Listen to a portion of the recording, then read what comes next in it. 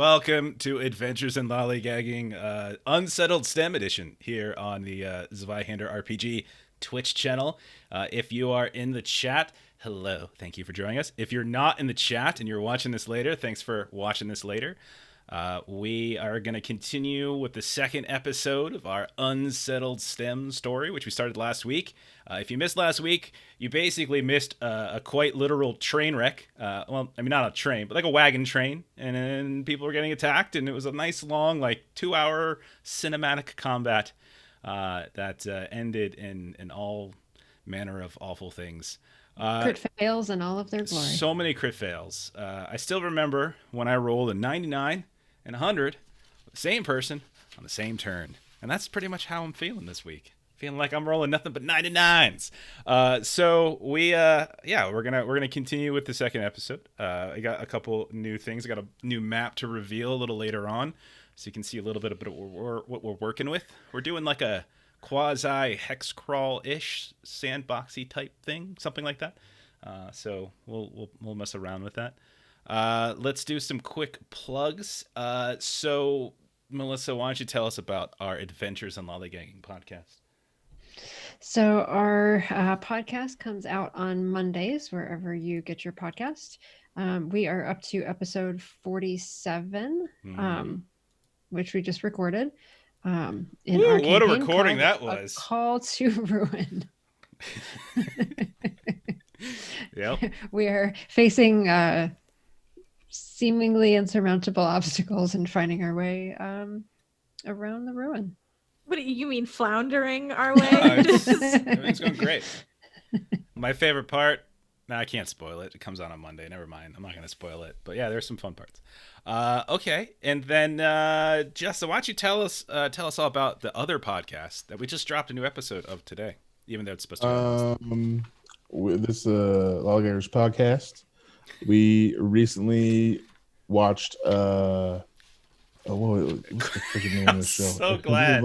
Left my brain. Quantum Leap. Quantum Leap. There you go. We recently watched Quantum Leap, and I had a milquetoast review, and Jeffrey went back to his childhood. So yeah, pretty much what it was. And then I think next week we talked about doing Carnival. So Carnival. Yeah.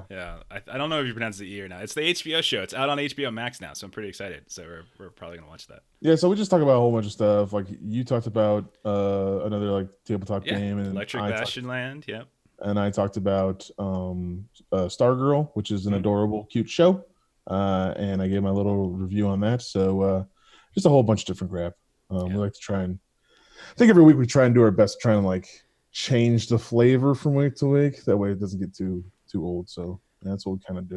You find it on YouTube or any type of podcasting service. It's all available on there. So yeah. Look at that. And then Ashley, why don't you tell us about what else? Whatever the hell else we do. What do we do? On Fridays, sometimes Saturdays, we usually play Mutant Year Zero Dunlab Alpha. Yep.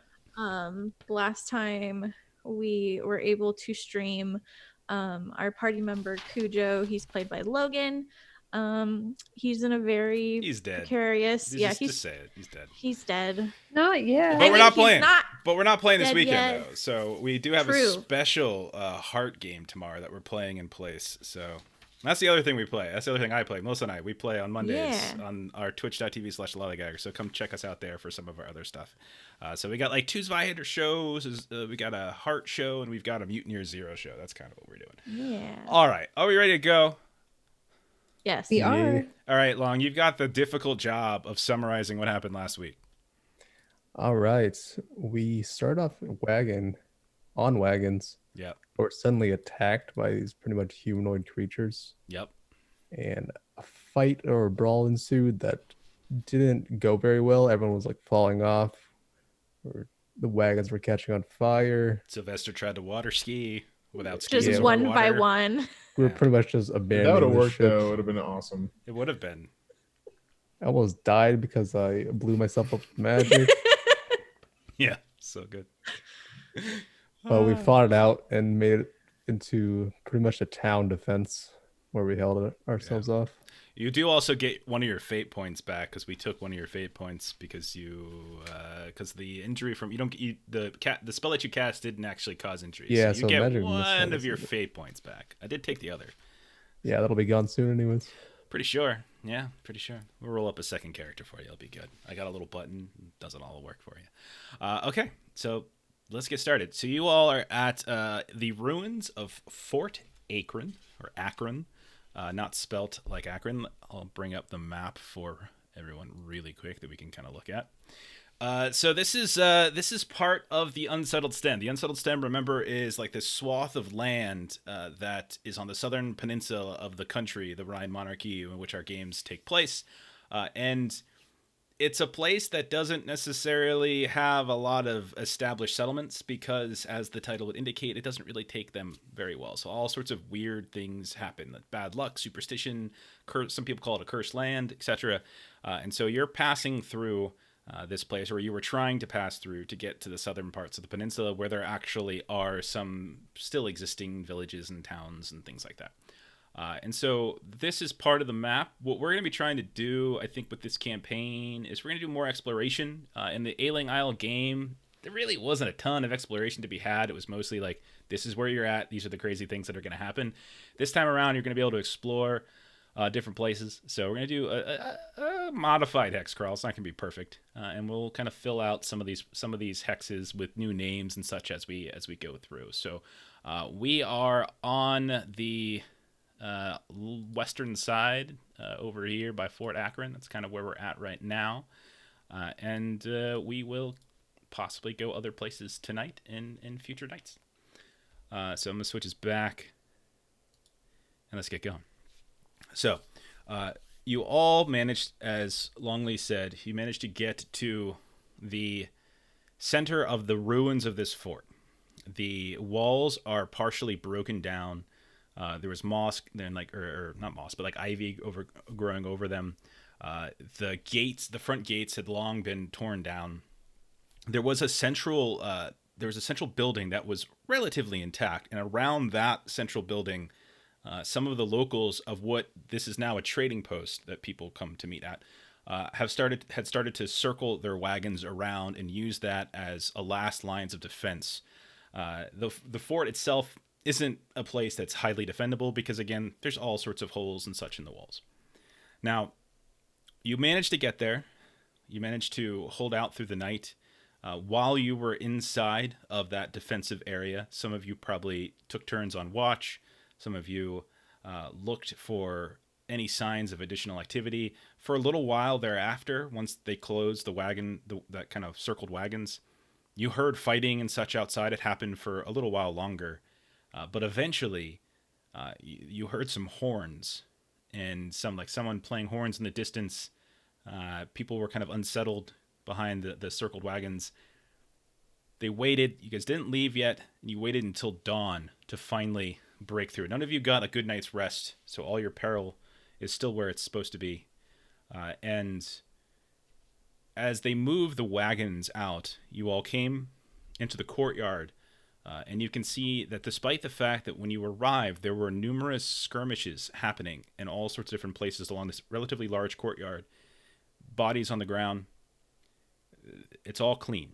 There's nothing there. There's no signs of bodies. There's no signs of any sort of survivors in the courtyard area. Everything has been clean. It's as if whatever these creatures were that were attacking you, it's as if they took not just those that they managed to kill or maim throughout the attack, but also any that might have fallen on their own, because you all did manage to fight some, although by the time you got to the fort, you were basically just running.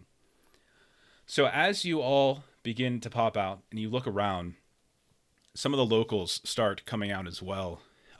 You can see that there is one of the first out is this kind of thick-shouldered, somewhat stocky human with this big, wide-brimmed hat, and as he steps out, he kind of pulls it down. You can see he's basically bald except for a little bit on the right and the left above the ears, and you can see that he's got this terrible, like, sad, wrinkled look on his face, and he's like covered in sunburn, and you can hear him just sort of mutters to himself like, oh no, no, no, no, no, no, no, no, no, no, no, no, no, no. And then he starts waving a couple other folks up.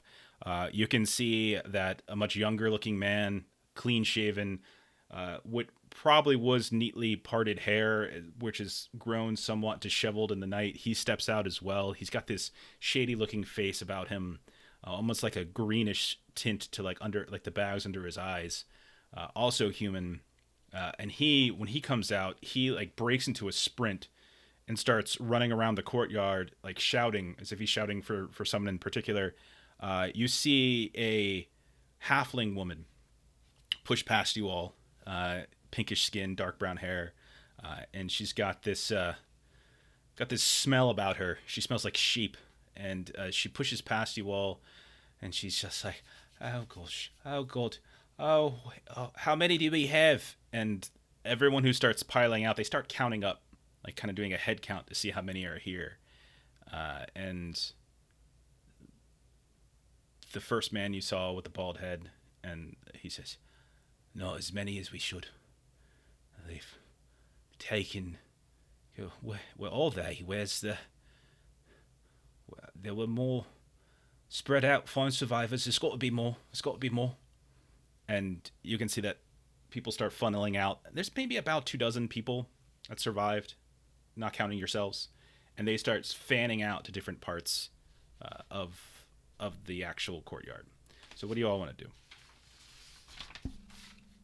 So Big Sis will go up to kind of either of these three individuals that looks open for conversation. Kind of introduce. We were traveling with a wagon train that came through here. Is this the first time that you have been attacked in this manner? So who do you talk to? They're all kind of starting to spread out. Everyone's kind of doing their own bit of business. I'll talk to the halfling woman. Okay, so go to the halfling woman, and you can see her that she's already started to leave the grounds as if she's going back through, and she's like occasionally whistling. She's like, and you can see as she gets to the gate and she looks around, she calls back, and this ogre comes out from the same place where you all were hiding. This tall, the only other ogre that you saw amongst the 30 people, counting yourselves, that were in there. And she just calls out and she says, I can't find her. Can't find her at all. And he's got this angry, but also really kind of sad and almost pouty look on his face, which almost appears really odd in contrast with the normal ferocity of an ogre visage. And the two of them, as you say something, they say, "Wow, not like this. No, not so organized. Not organized. It's pardon me. We've got things to look for." Can I help? Sure. We're looking for. And she looks up at the ogre. We're looking for, well, anyone really. And my brother somewhere, I think, was on his way, and then the ogre speaks up and he's like, "And Annabelle," and she kind of gives him a weird look. "Yes, in Annabelle. It's if you see an oxen, let us know. It's Grover's only friend. Whatever." And so they just like start scattering and looking around and whistling and digging under hedgerows, and they start to move out and away from the fort. Didn't catch your name. Just kidding. Okay. She calls out over her, so I'll show her, "Winona," and it just keeps going. Can I search the area around for supplies or weapons or anything like that that might be strewn about? Okay, are you looking around inside, or are you looking around on the road? Where do you want to go? I want to look around inside right now, and then I'll move out to that later. Okay. Most of what you find on the ground, you there's like leftover broken shields, some arrows and things. You can see a knife or two that seems to have not gotten its intended target. but you don't really see anything too amazing. There's a couple broken down wagons that you can see have other goods and barrels and crates in them still. But the minute you start like pilfering through them, a couple folks come over. Aye. I ain't yours. It ain't it. That's yours. You stay away from it. I guess I'll go outside and I guess search around, see if there's anything that is of use or maybe even tracks of people going off. Okay. You can roll. I mean, like you can if you're looking for tracks, or are you just looking to scavenge whatever you can find? Well, first I want to see if I can scavenge. Then I want to look for tracks. Okay. So I do want to do both. All right. So go ahead and just do a general awareness test. Make it routine as you're like going up and down the road that you came down, looking for what you can find, the different wagons that crashed along the way. Yeah, you can find a few things. You can find a lot of goods that you think were being carried here. So there's a lot of like foodstuffs. So you can see a lot of dry goods. You also find like a big old crate filled with like pottery, and as you go through it, a lot of it is busted up. You can find a few weapons as well. You can find like a fairly decent shield that seems to be intact. Possibly it was dropped by someone who tried to cast a spell and blew up their face, whoever that might be. And you do manage to find the hunting bow that you dropped as well during the fight. So, yeah.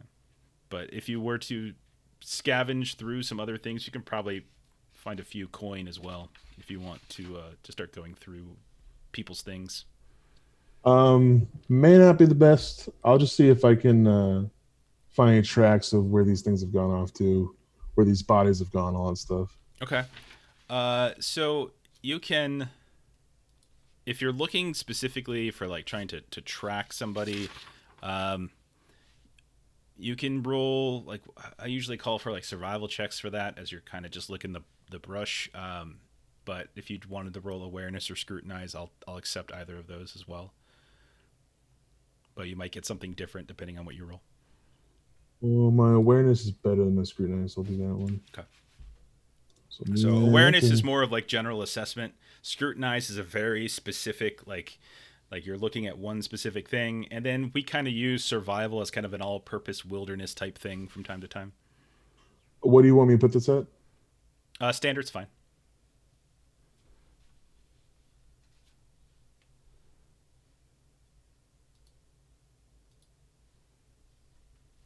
Yes, my old eyes can't see very well. Yeah, you do find tracks. The problem though is that there's just so many of them. It's not like anyone really hid what they were looking to do here. So they seem to be going in a lot of different directions. You can't really discern the difference between, what was maybe there before the attack happened, what was there after. You can't really necessarily figure out numbers. You do know that generally things seem to have gone eastward. So when they fled from here, or when they left or retreated, it seems as though there's like a whole mess load of this all these different tracks heading eastward. But you can't really discern much more specific things than that. Okay. I pass to the next. What those things are? You all wouldn't. You're not locals. But there Can are I locals. ask the balding guy. So, yeah. We just call them ghouls, really. I don't know what they are. They just sometimes when people settle here, they don't listen to our advice, and they get lost, and the land confuses them. They get desperate, and they turn to a level of feralness that we just can't recognize in civil society. I don't know if it's a mutation or if it's just chaos incarnate, but it's but never this many at once, never so organized. It appeared to be generals. wouldn't know. He kind of looks you up and down. I'll take your word for it. I never fought in a war. You seem a soldierly type yourself, but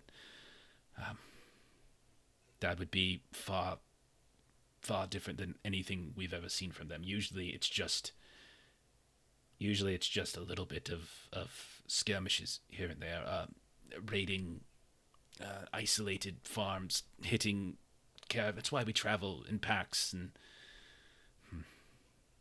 Gotcha. And then Nellie will introduce herself to him and say, "Oh, where are my manners?" So he introduces himself as Irving Bluebetter of the He's of the Bluebetter clan. Yes, Justin. Justin's a crapper Badlander. Yeah, that font does make it look like a C. It's pretty funny.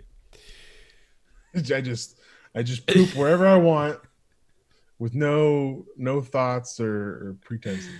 Oh no. Okay, so what's up? What's next? What I'd like to do is take some laudanum and possibly stitch myself up a bit. Okay, so take your laudanum, take your point of corruption. So are you gonna roll a heal check on yourself? Yes. And you have your own. Mm-hmm. You have your own bandage. Yeah. Okay. So seriously, if you're doing this, if you want to take your time with it, you can make it easier, but otherwise it's standard for serious. Let's do it standard. Okay.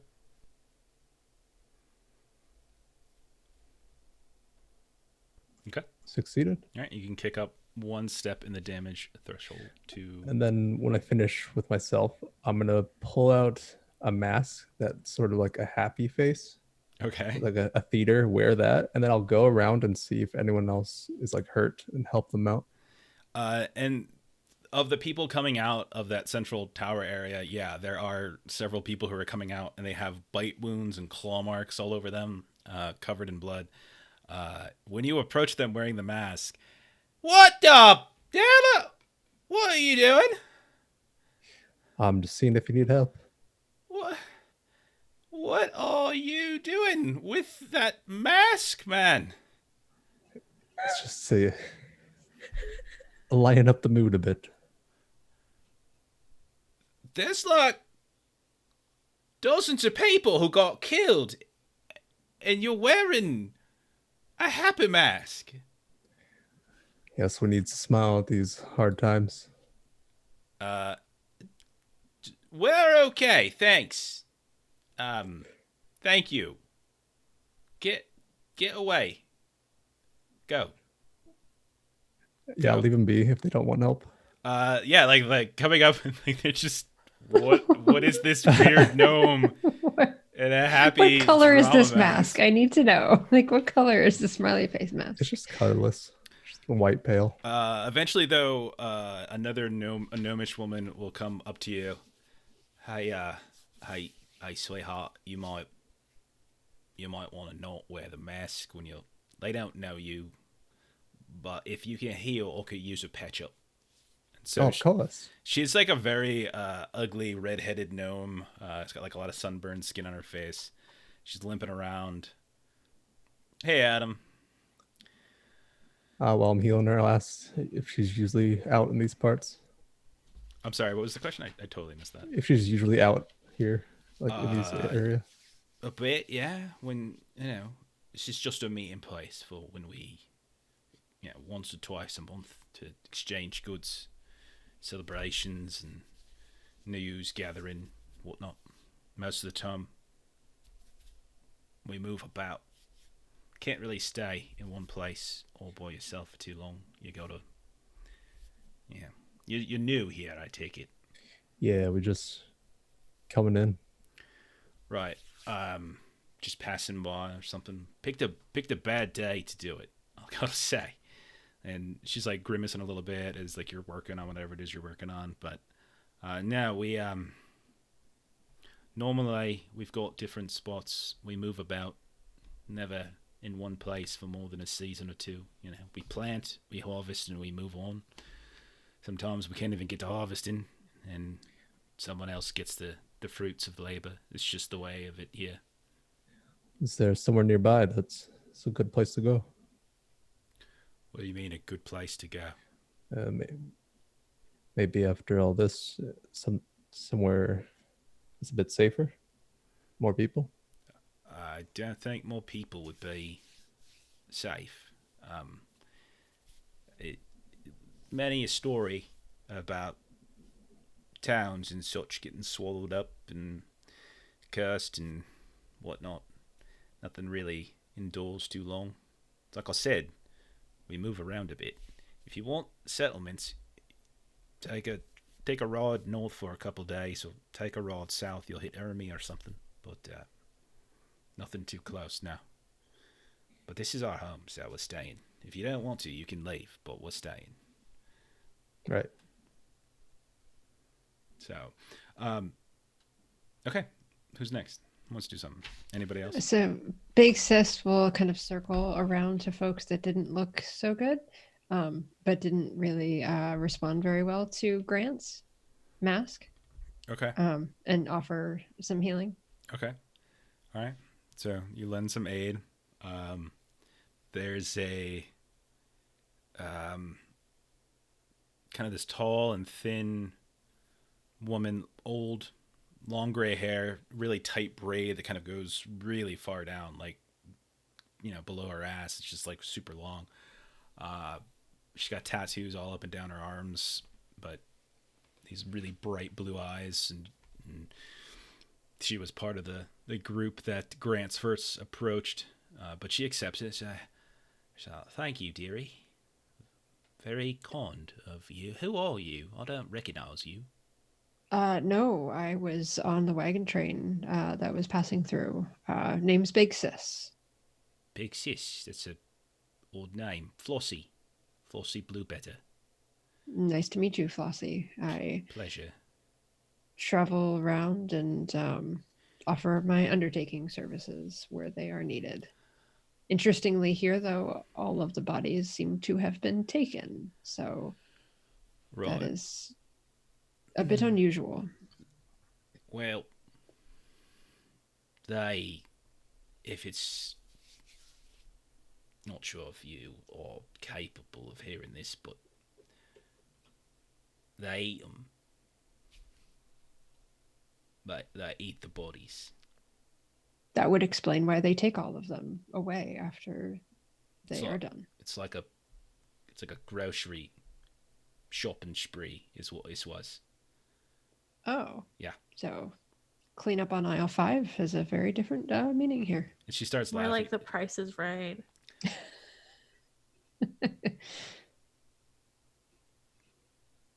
Trying to understand Price is Right reference here. Whenever I think Price is Right, I think of the wheel. More like a supermarket sweep. When you have to guess the price of the different things. Right. That's gonna be. Oh no, you're right. I'm thinking of supermarket sweep, huh? It's gonna be 2 human thighs and 1 human buttocks. Is what it'll be. I'll wager 2 human thighs, 1 human buttocks, and 1 cent. You son of a bitch. But no, she thanks you for your aid. And then as you go, she kind of grabs you. Have you seen the greats here? No. See here. Has anyone found them? I would not know who that is. Who or what should I be looking for? Older man, dark skin, big beard, all sorts of colourful beads in it. It's got a robe with pictures. Yeah, you really are an outsider, aren't you? He's very... He always attends these meets, blesses them, tells fortunes and doomings of our young folk, that sort of thing. You have that where you're from?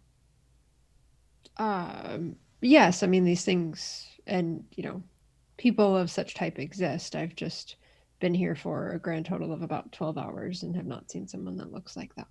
Right. But I will keep my eye out. Where could I find you if I needed to report back to you? Well, as you can see, my leg is in ravages. I'm probably not going to be walking too far, so somewhere around here. If you can't speak with me, speak with Irvin. And she points out the bald man with the wide brim hat. Go talk to him. He's me better half. Do you have an encampment or somewhere that you were staying that I could help? We were staying carry here you for to? a few days. We were having our trade and meet this week, and then we were heading back.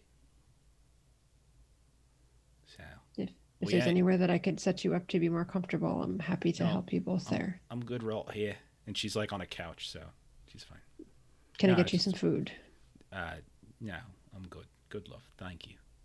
And there's other people around her that are like tending to her too, but you're the one who came up and like bandaged her when they were like throwing dirt on it and stuff. Like, yeah, you're fine. I am also going to try to heal myself.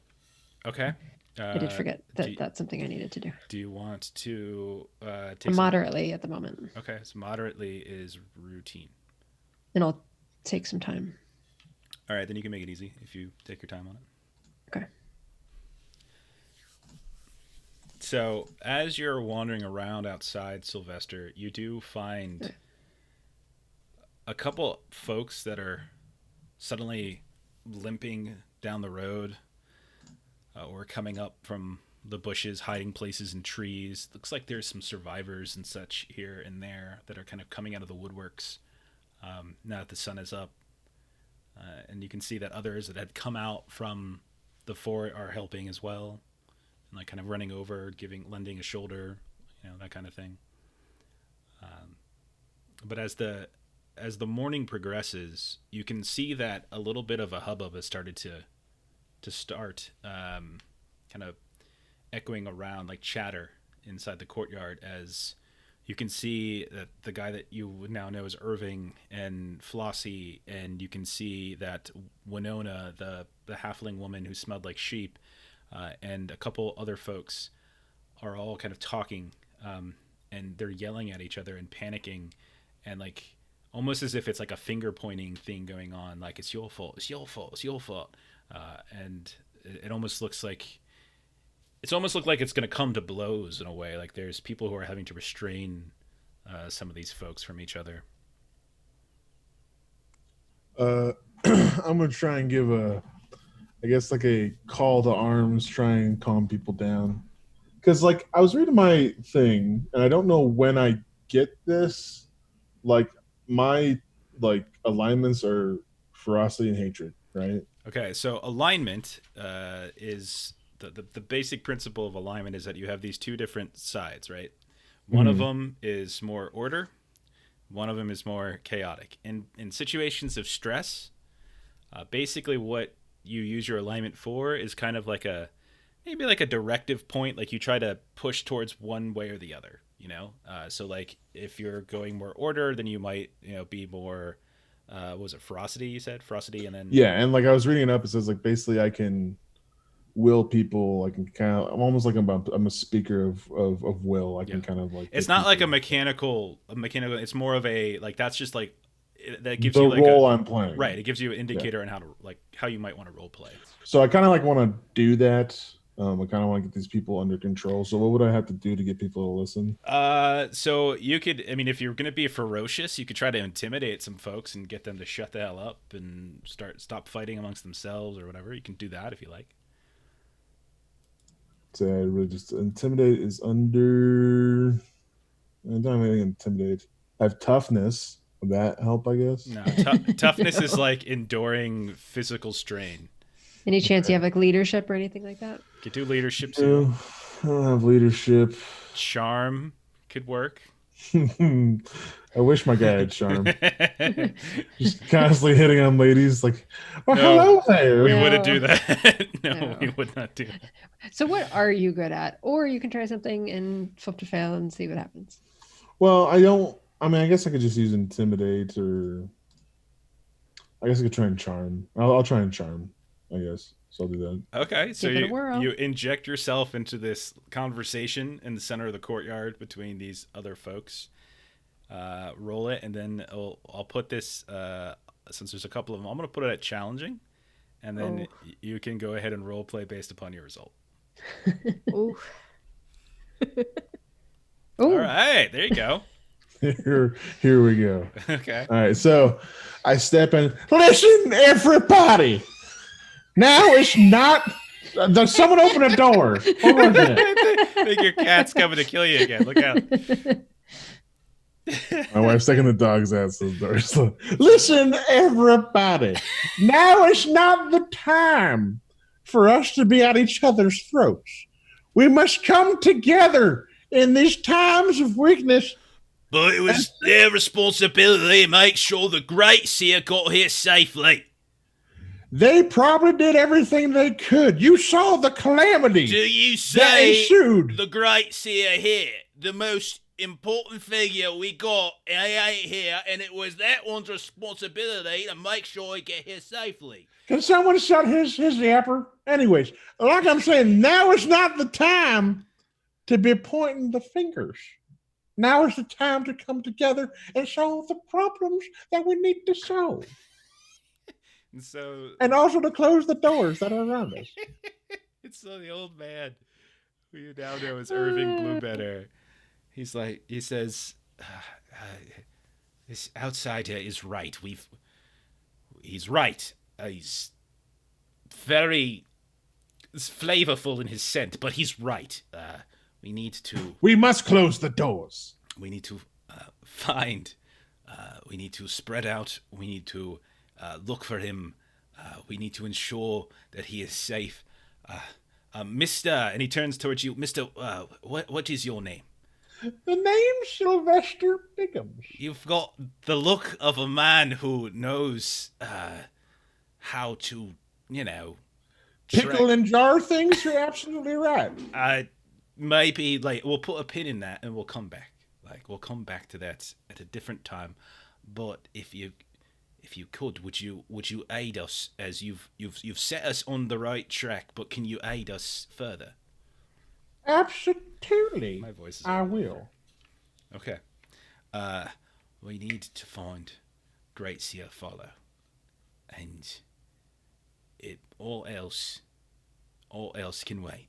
What can you tell me about this Great Seer that you speak of? So he conveys the same description that Big Sis was already given. So dark-skinned man, he's got this beard with beads in it, different color patches on a robe. You can, when they start describing the patches, some of them start showing their own patches, and you can see that everyone in here is wearing one sort of decorative patch or another, either on a sleeve or on some sort of breast, like a shirt or a blouse, or something on like pants, or maybe they're just kind of carrying some sort of wrapped piece of a bandana or something over an arm or a head. They all seem to be corresponding to different groups, different clans and families. And the Great Seer has everything kind of patched together, almost like a quilt. And as everyone's describing, you can see, you hear the younger guy who is he speaks up, and he was the one that's being very accusatory. He was coming from the dead mill, is what I heard. From the dead mill, and I was speaking with one of the crookers, and they said that they saw the wagons on the way, but never saw them arrive. But when we went looking for them this morning, when we first got out, we didn't see any signs of his wagon. I don't know if he ever made it here last night.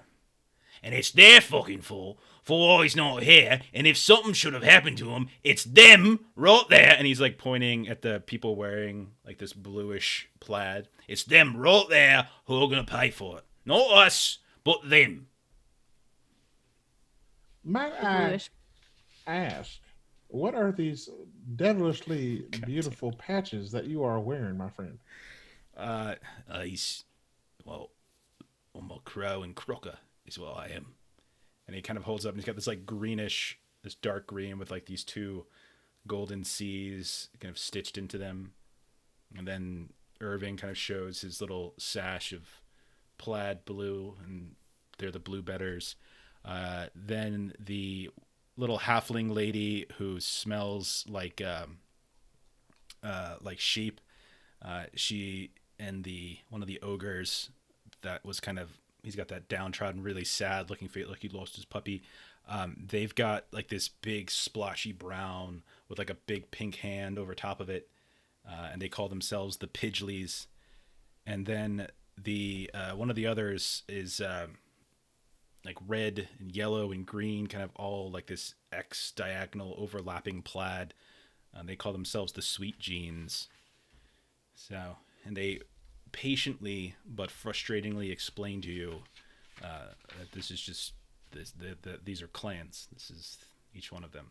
They come together every month or so, trade, marry folks off between the clans if necessary, if there's something going on, and then they go their separate ways and they do their separate things. Most of the time they get along, except in this particular case, the loss of the great seer fellow, or the disappearance, the lack of them being here, is causing significant strain on that relationship. Nellie's gonna pipe up and ask, so where exactly is the dead mill? It's the east. And you go up, it's that stair, and look east, you can see it. It's a couple miles. Okay. Which clan was getting blamed for The Bluebetters. the Bluebetters?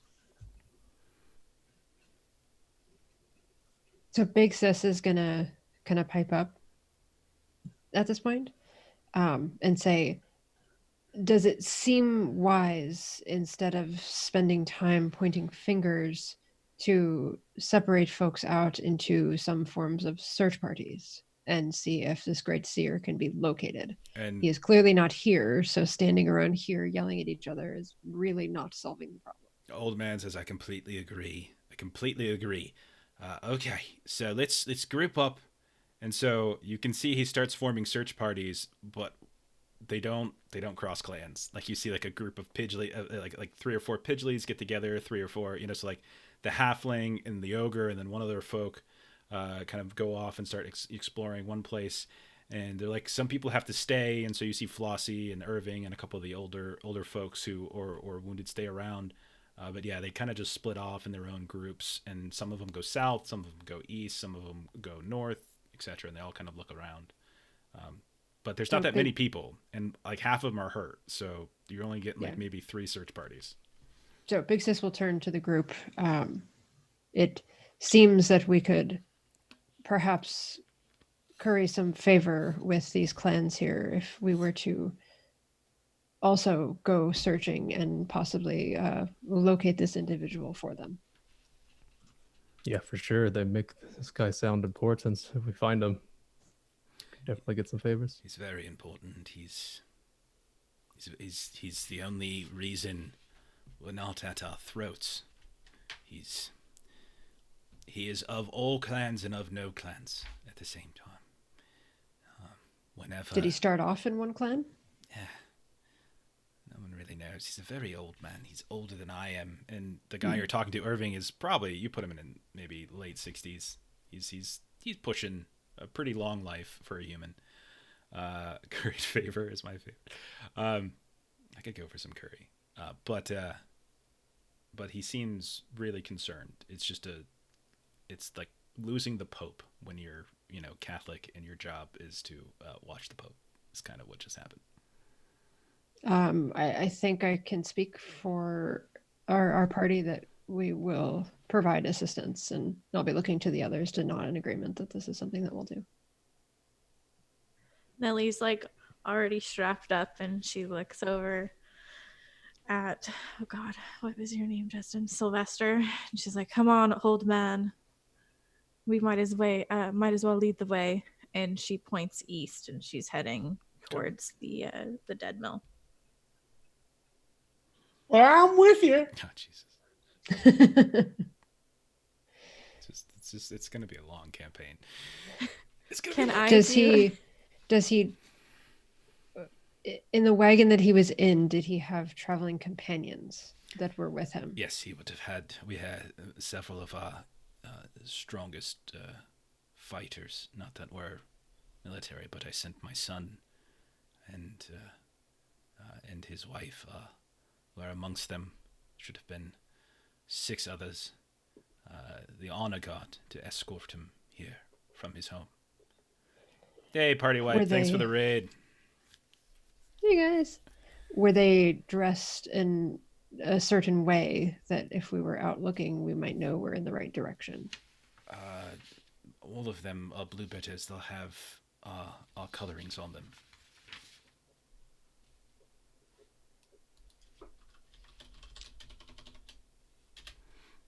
So we are headed to the east, searching for figures clad in blue. It's not all in blue. They just have either, like I said, either a patch sash, or a sash or something like that, just to sort of signal which clan that they make their mark in.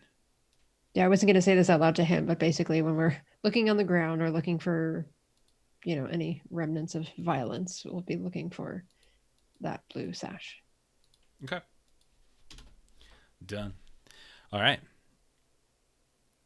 So, you guys doing anything else before you head out? So we basically gathered up what we lost from the wagon, right? Yeah, that's fine. Yep. Yeah, if there's a wooden shield lying around, I'd like to get one. Sylvester grabbed it. Nice. Doesn't mean he's giving it to you, but you can grab it.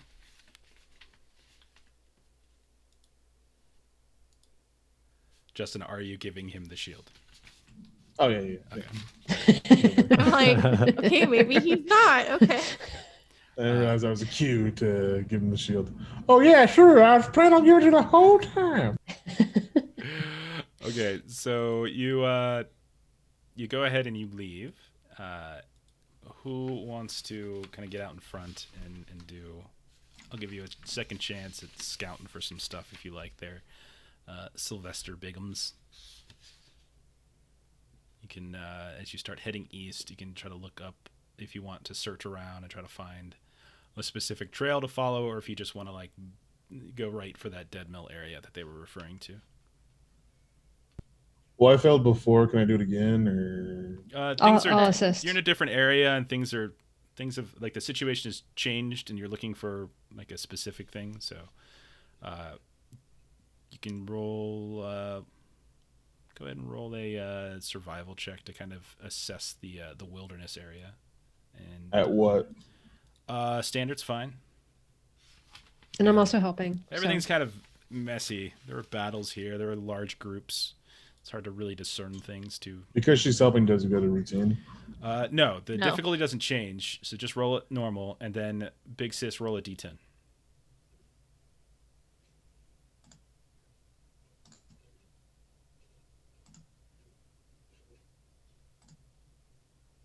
That's not helpful. All right. So, do you want to use a fortune point to re-roll that? Yeah, I'll do that. All right. Go ahead and re-roll. Good idea. Oh no. Yeah. Should really track stats of how. Let's get them all out of the way early before we start fighting. Yeah, I also hate it when battles don't clean up after themselves. It's very rude. Also, dogs. I really wish my dog would clean up after herself. That would be wonderful. But whatever.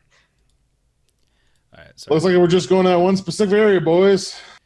All right. So as you look around, trying to get a little. Whoa. I don't know what just happened. Ooh. We went on a ship apparently. I go to sleep to that. That's nice. I don't know what that was. I'm trying to find some kind of ambiance sound here. Well, You he's send me doing... right to sleep. Because I want to freak Ashley out a little bit. That's fine. While Sylvester's trying to do his survival thing, Okay. can Nelly do an awareness? Because she's not going to so much look for a path, but she's going to look for either remains of the blue betters or not so much tracks, but just signs of life. Okay. Roll an awareness.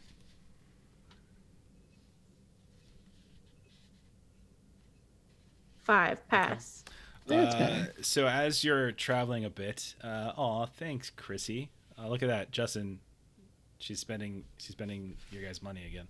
All we have to do is say thanks, Chrissy, and just suddenly he's paying attention to the game he's playing. Okay, so even though again there's tracks everywhere and you can kind of follow anything you want to follow, but eventually you as you're traveling you hear the sound of hear the sound of something kind of shuffling in the undergrowth nearby. You get to a point where there's a small copse of trees, handful of things, but more it's like this just thick, heavy grass that's a good 3, 4, 5 feet tall in certain places, and you can hear something shuffling around. And there's like a little buzzing, like of insects in the area as well that you notice, and then a scent of something odorous, foul, rotten. Let's go toward the rotten smell. Well, Nellie would probably head towards whatever's making that noise. Okay. So when you start trying to move through the undergrowth there, you take a couple steps and you realize you see what looks like a broken wagon wheel suddenly sticking out of the grass. It's got this big cut between, big break between two of the spokes. You look a little closer, and there looks to be a very small cart that has been, it seems to be in shambles. And you can see that there's all a mess of like bugs and stuff flying over top of it. And as you take a few steps closer, you can see the grass, the tall grass, suddenly begin to shimmy and shake as if there's something moving about below it. Ooh, okay. I mean, I'll have my shield out and ready, but I mean, I'll go and use my sword to kind of like move the grass to look and see. Okay. And as you do it, you can see like some sort of forest critter just darts out and away. You can't tell if it was like maybe a fox or something like that, kind of a small canine, just darts away. And as it does so, and as you push past the tall grass with the blade, you can see what looks to be a mule on the ground. Its sides split open. It's as if that other small critter was kind of gnawing away at it a bit. There's a few things that have been tossed on the ground here and there, like little carts, little crates that have been splintered open. Some that are still intact. You see a couple bags as well. You don't see anybody. You just see the mule itself on the ground. Okay, and there's nothing inside the cart? No, the cart's been broken, and everything that was in it is spilled on the ground. Just spilled? Okay. So some crates, a couple bags. When you kick them, you can kind of hear a little tinkling. They have like a little patch on the side that's got that kind of reddish plaid that you saw with the sweet jeans before. When you peek into it, you can see there's these nuggets of silver as well. There's a variety of corn that have spilled out of one of the crates as well. Okay. Nellie will make note of that, so on their way back we can grab that and bring it back, but she's going to push forward to keep heading towards the dead mill. Okay. So as you continue to pass, at a certain point you get another sound of something wailing, like a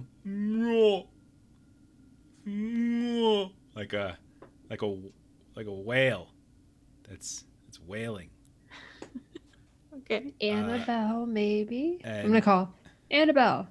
And you hear like a little bell, ding, ding, ding, ding. And you can look off in this really heavy grassy area. A creature tries to stand. This massive ox tries to stand and then collapse immediately to the ground. Oh no. I'm gonna calm it with my animal handle animal. You can do a Crocodile Dundee thing. And I'm just gonna calm it down. It's clearly in stress, so I'm gonna do that. Okay, roll a handle animal at routine.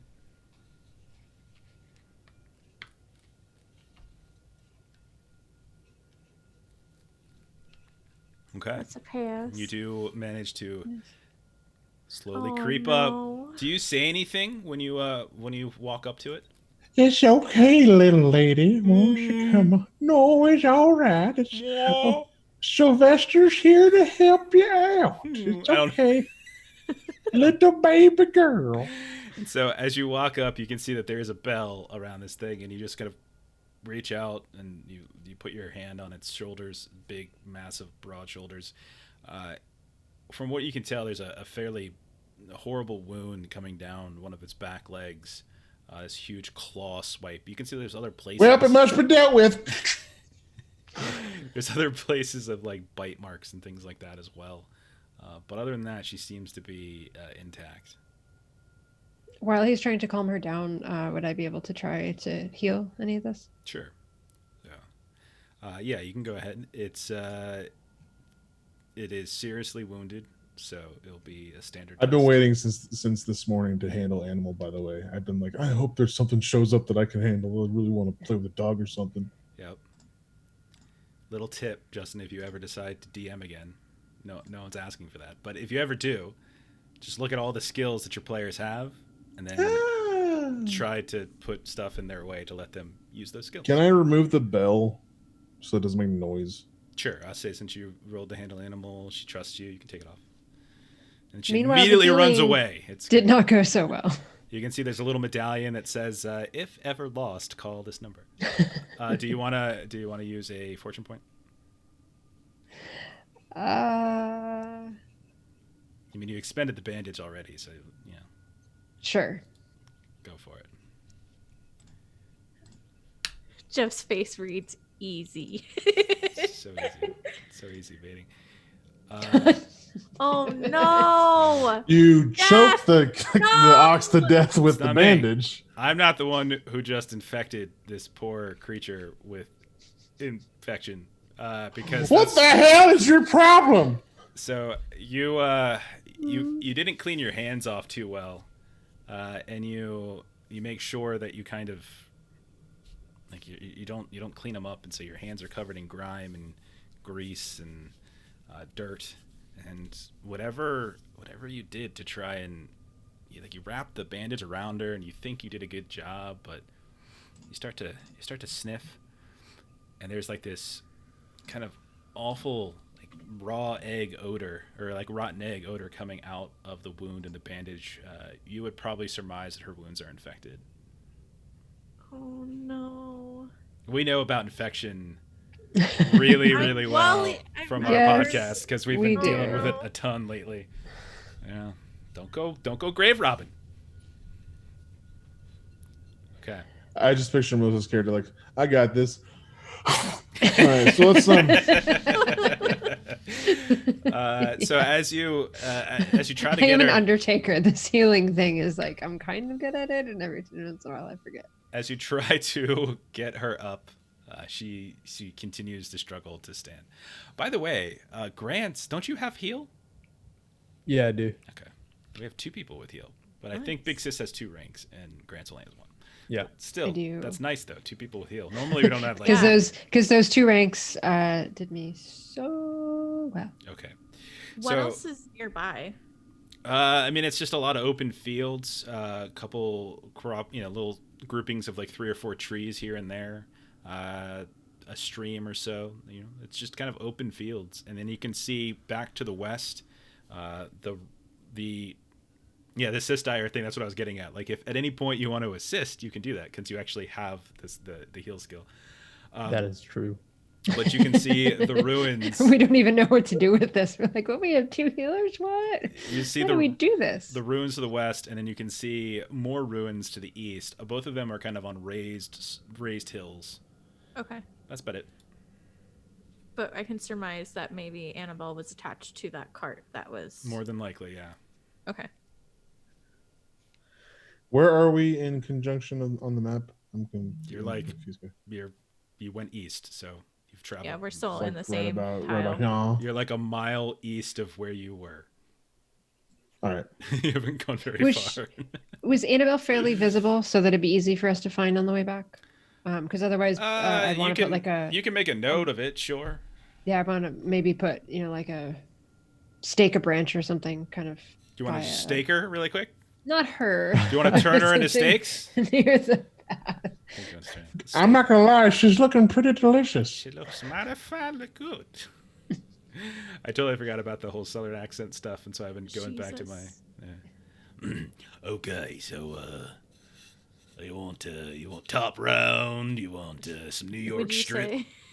She's a steakhouse. She's Outback Steakhouse. No rules. Just right. Sponsored by. All right. So you're leaving. You're going to leave her here as well. Got it. All right. So you continue east. She's dead now. I've made a mark so that we know where to hit on the way back. We know where to collect the meat later. All right. Her wounds are infected, so she's not going to get any better. So you head east, and eventually you come about to. I don't know why they wouldn't want to keep a freaking oxen. It's amazing. Can she walk? No, she kept trying to get up. Her legs too. No. Had she succeeded on the heel check, I would have said yes. But yeah, you can always drag her. I know the cost of failure. So you go ahead and you head east, and eventually you start to find a path. Most of the time, you don't really see a path, but you see like this little cobblestone path begin to emerge up from the undergrowth as the heavy grass begins to fade, and it's far more flat at this point. From a distance, you can see that there's kind of a darkening of the terrain. Whereas most of the way here, it's been light green and yellows. You can see that as the path goes up to this next hill, on top of which there are ruins, first the green turns to brown, and then there's almost blackish colored stone and dirt under which these ruins sit. When you look up there, you can see half walls, quarter walls, and you can see bursting up from within them are these black trees. They look very gnarled, their branches extending outward and almost painfully bending on these awkward angles. You see no signs of leaves, foliage whatsoever, and this is springtime, so that's kind of peculiar. And there's a kind of a foul wind on the air. Oof. Oof. He is not a trapper keeper. I was in the same stream. Yeah, I saw that. Wasn't that party? Was it? Who was doing that? Who was doing the trapper keeper thing the other day? I can't remember which stream I was in. Anyway, I'm rambling to myself because I'm old and can't remember anything. Well, it seems like the terrain is looking quite beautiful, everybody. Are we going toward the foul smell? I'm starting to think it's called the Dead Mills because it smells like death. Well, I got a nice trick for this. I have some jars. If you just smell them real hard, you're not going to smell these bad smells anymore. So, no, you don't. And Nellie just shakes her head No. and keeps walking.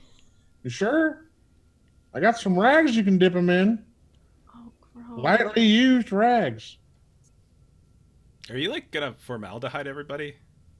No, just carve them up It's when his you're done. pee jars. I want them Sylvester Biggums. I just want them to use on my pee jars. That's what I want. Oh, jeez. Okay. So what are you guys doing? I guess we got to advance into it, right? That's where we got to go. Just be careful, I guess. Yeah, I definitely want to, as we're walking, be looking for, kind of constantly be scanning the area. And do we want to do like a stealth check here too? It's up to you guys. Roll an awareness test, Big Sis. Standard's fine, but if you guys want to move stealthily, that's something you all should agree on. I think we should move stealthily, if anything. That door opening was not me. No, it's not you. Why that is there was a door sound on this? What do I have my Sirenscape on right now? What was that? I'll switch it over to some tabletop audio. Here we go. Let's do this one. That was so funny. That was the sound of me failing yet again at a roll tonight. I guess we'll do a stealth check. So, should we all do it or just me? Because I have all of you should, unless you're going forward by yourself. All of you should do it. To roll it standard, you don't know what the difficulty is, etc., etc. Looks like I'm moving quite slinkily. I'm not. Shadizi. Oh gosh. 66. Oh, no. Okay. Oh. It's even funnier because I have like the heavy armor and I'm just like, all Thanks, right, Adam. y'all, watch out. So you so as you're sneaking upwards, this path, this little cobblestone path, in the dirt beginning to transition to a very dark brown, almost black. You guys turn around and you hear behind you a sudden yelp as you look around, and Grant has stepped onto a sharp rock and has started to scream out in some light bit of pain, and then knocks over some of this little stack of rocks on the side, almost like a liner or a mile marker or something like that, and then they just stumble down the ramp a bit, making all sorts of noise. Oh, come on, who keeps that there? What the heck? Why would people put rocks in a rocky area? What the hell? Go ahead and take 7 points of physical peril from the stumbling there, Grant. Wasn't that like what are they called? Like the hobo signs? So, you know like when they stack the rocks, is that what you're talking about? Yeah, and it's like maybe, I don't know. You're in a very superstitious land. We'll see what happens. What you didn't know is I put that up there just seconds before he stepped. I'm like, it's going to be real nice when everyone sees we've been here. So as you move up, you get within a close proximity of one of the walls. You can see the walls themselves are overgrown between the seams of each chunk of stone with some kind of blackish mildew, moss. You're not really sure. You notice again, very interestingly, that nothing here seems to be of green color at all. Everything's kind of dark. The floors of the buildings, when you look at them, have long since been ripped away, and even though some of these walls are freestanding, many of them are missing entirely. There's chunks of what look to be carved stone here and there. You can see that there is this large metal rusted plank off to the left as you step off the ramp. When you get a little closer, you can see that there's teeth around it, like saw teeth, not like these types of teeth. And it looks to be like this was some sort of lumber mill maybe at some point. As you find a couple other remnants here and there.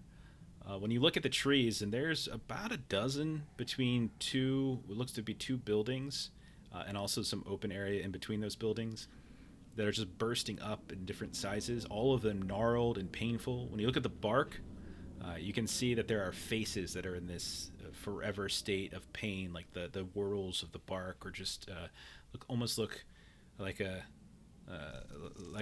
someone's in a perpetual state of screaming.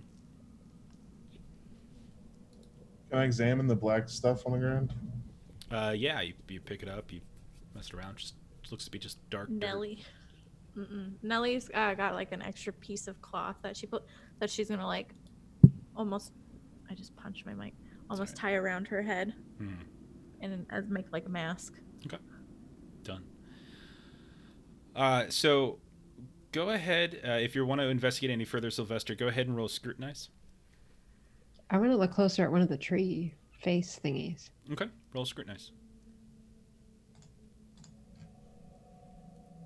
So, Sylvester, as you pick it up, it's very moist. It's almost like it's almost damp. Like when you pick it up, like there's like and you look around, you don't really see any signs of any kind of stream or lake. You're on a little bit of a hill, so there must be some kind of underground reservoir or whatever that's allowing the soil to be fairly fertile. You also notice, as you're looking really carefully, that there's been a recent disturbance in the soil itself. You can see drag marks, and on one of the blocks of the walls, you can see a stripe, almost as if there's been blood here. Big Sis, as you're looking at one of the faces, these little whorls on the bark itself, roughly the size of your face. It really really looks like this distended and crooked jaw. The bark itself is black. Like when you look at it, it's just you kind of chisel a little bit off a little bit, and it just comes off on your little blade, your knife, or whatever it is you used. Almost like a piece of charcoal or something. This little rubble of things. You smell it. Kind of has a darkened mesquite smell to it. Good. No, you go Is it something that I can move kind of off of their faces, like kind of try to brush it away? When I say faces, I'm being metaphorical. So like it's just the shape of the bark itself. I'm not saying there's like eyes, and they just looks like faces. But when you scrape it away, underneath one layer is just more of the same. For some reason, these trees are just black. And this isn't something that I've seen in other places before. Have you ever been here before? Have you ever been to Unsettled Sun before? No. Okay. No. I don't know. Can I search more for where the source of this stuff is from, whether it's an underwater tunnel or something like that, where this is at, or at least where that stripe of blood kind of leads to? Can I do search for that? So if you follow the blood a bit, you can see that it leads to this tree that's in the second and further east of the buildings, and there's this big arching gnarled root that is almost like a very thick snake that just rips up, coils around, and almost seems to nestle in like a circle. And as you get close, you can see that there is someone in, like, almost being cradled by that root. From a distance, you can see that their body is sort of covered with this blackish dirt, and they're laying there. I guess let's go up and examine them. When you get closer, you can see that there is a woman, human, probably 5.5 feet tall. You can see that she has been terribly wounded in the side to the point where she likely died shortly thereafter.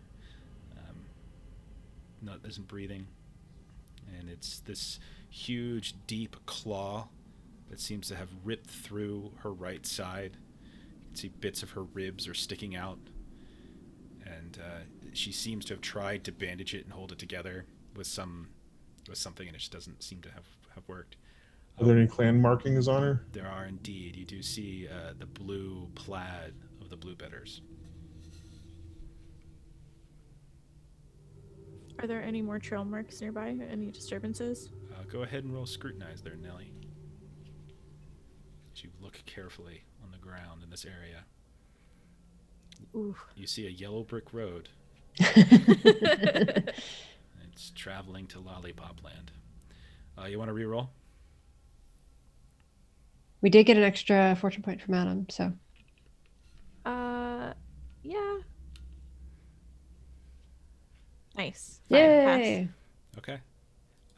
You find on the northern side, beyond where that big blade is, you can see that there are like these leftover blocks that have stumbled down. They probably at one point were stacked together to make a wall, but over the years collapsed. You can see a small sapling has tried to grow through them, and even further, like right up against the edge of this kind of flattened hillside. You can see a blackened tree has exploded out of the side and is like growing on an angle. And you can see that there's a fairly large cradle, like this huge face, and the mouth is quite large, like a bathtub. And a man has crawled up inside of it. So I will head to the man and see if he is alive and if he has a clan. You when you get close, you can tell that he is covered in this blackish mud. And you can see that there's all sorts of different colors on his robes, different patches of the different clans that you saw. Others as well that you weren't described, that aren't as pronounced. But those 4 that you saw seem to be the dominant or the prominent clans. You can see a walking stick nearby that has been splintered, but is still somewhat together. And when you get close, you can tell This is the great seer fallow that they describe. You can see his beard with beads. Some of it has been torn. He's got a horrible gas across his face, where like his teeth and jaw are showing through. You can see a bite has right in his neck, just missing the artery. Despite him being of fairly dark skin, there's a paling, and you can see that there's all sorts of sticky pools of blood that have nestled below him in that little bath. He does not appear to be alive. Okay. Oh no. Can I unsheath my bow? No. Okay. Yes, you unsheath your bow. Just want to be ready. Things Okay. are not looking cool. Okay. Nellie's gonna pick him up and grab his stick, his walking stick, Okay. No problem. and she's gonna start trudging back. All right. So, do you let everybody know that you found him, or do you just turn around and go? See ya. No. I mean, I'll let them know. She'll just be like, it appears that he has not made it, and she'll head towards Big Sis because she knows that she can heal, just to get confirmation he's dead. Go ahead and roll a routine heal, and you can, Grants, you can lend an assist die, so roll a d10. Make it easy, actually. Just make it easy. I'm also gonna examine the dead lady. I want to remember the face, her face, Okay. her last emotion, sort of. that she Okay. had. Oh no, is that how you make masks? So, so you can tell Big Sis that the wounds that he suffered, while horrible looking, like the one across his face and the bite, likely didn't kill him right away. And you can tell that there's another wound in his back that kind of dug into him pretty deeply, and he likely bled out from that. He was probably alive not too long ago. He probably, unlike the woman who probably died fairly quickly from her wounds, this one seems to likely have been alive and slowly beating out over the course of a couple hours. And the wound on the back doesn't appear to be like created by an animal. Like it's more like a weapon wound, or like it's not like a scrape or a scrape or a scratch or like claw. No, it looks like a tearing, like the same thing. The wound, there's nothing. Okay. There's nothing suspicious about the wound. Okay. No, it's just, If only we had grabbed that cart earlier, we could be carting this body as we come back. It was broken, but when you look at the woman, Grants, you can tell that there's a sense of bewilderment on her face. She's kind of looking off in the distance, confused. Just this like desperate confusion. You can tell that she has a very big nose, pronounced on her face, that is still intact, despite some wounds. And it looks like her hair color, it's dark. It's hard to tell exactly why, but it looks like a dark brown or something like that, maybe. Okay, I'll take her badges. I thought you were going to say Whatever they wear. face. They just, No, I'm not gonna take her face. yeah, got a new one. You take her badges, done. Yeah, Okay, so you cut them off and you bring them in. Okay. and also, is that source of smell anywhere, or is that non-locatable? When you pick up the mud, you just smell the mud, and then you smell the bark. It all sort of seems to be the same thing. It's just weird. It's almost like the burning of feces. If you've ever like set shit on fire, it's got that kind of smell to it. I like this area. I knew he was gonna say it. I was looking at him on OBS, waiting for it to happen. Like, here he comes. Go ahead, make your joke. Can I grab just a little like sample of it? Yes, you can grab. Like the bark that I was kind of Yeah, it's fine. messing around with earlier. Okay. Sure. Okay. Anything else? To go back and pick up the things that we left along the way. All right. On your way back, the first thing you run into again is you hunt down old Annabelle, and she's, but you know Sylvester, so Sylvester comes up, calms her, and the rest of you. You can see that the wound has begun to fester a bit, and there's like not only blood, but this kind of greenish liquid A green yellowish liquid has begun to seep through the bandage that Big Sis wrapped around its leg. Her leg. I hate to be the bearer of bad news, but I feel like it's time to say goodbye. Don't worry about what I'm saying. It's fine. Guys, we're gonna have to ilk the Oxgay. All right. Okay. All right. Big Sis will take responsibility for the failed heal. She can't walk. She can't be moved. So she will take care of the... Well, wasn't someone looking for this thing? Yeah, can't we just lead them back to her? We can try and heal her again tomorrow. I mean, I don't know if it's gonna take... My preference would be to put this creature out of its misery, but I if feel you like feel that's strongly, not our decision. That's fine with me. We can continue back on. Nellie's like, can I just take him back to the town, please? Meanwhile, I'm just like... Just like spinning the... Loaded up your gun. What? It's gonna be a real good one. Looking at it a little bit, cleaning out the pipes first, making sure everything's good. What's that? Someone else's? Oh, okay. All right. So what's the plan then? You guys So now we'll go back to the wagon and grab the other stuff that was at the broken wagon. Okay, fine. You go back to the wagon. There were a couple crates filled with like corn, and there was there were 2 bags with some silver nuggets in them. They all have that. The bags themselves have that little patch of reddish plaid. Gather those up. Okay. And hopefully we can be carrying all of these things. Okay. As you there wasn't anything else under the cart. Like, did we look under the cart? No, you found everything you need. Okay. As you head back, you don't see anybody else moving around outside. You kind of pop up onto the road. When you look right, about a quarter mile, you can see a figure is moving down. This some sort of peddler or whatever. They have like little bags or crates or something on their sides. Look to your left, and you can see there's several people. There's more now. Have huddled into the courtyard.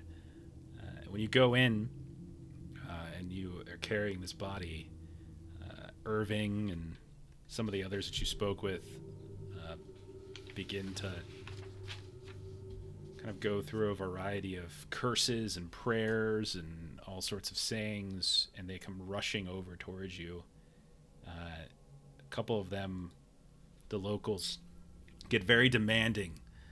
Get your grubby hands off this one. And they insist on taking the body from you, Nellie. Yeah, and she'll give it. Okay. And you see they bring him over, and they start kind of trying to assess health, and you can see them cleaning him up. And Irving and Flossie, the 2 older bluebetters, they come to you, ask like, where did you find him? Where did you find him? Is he okay? Is he?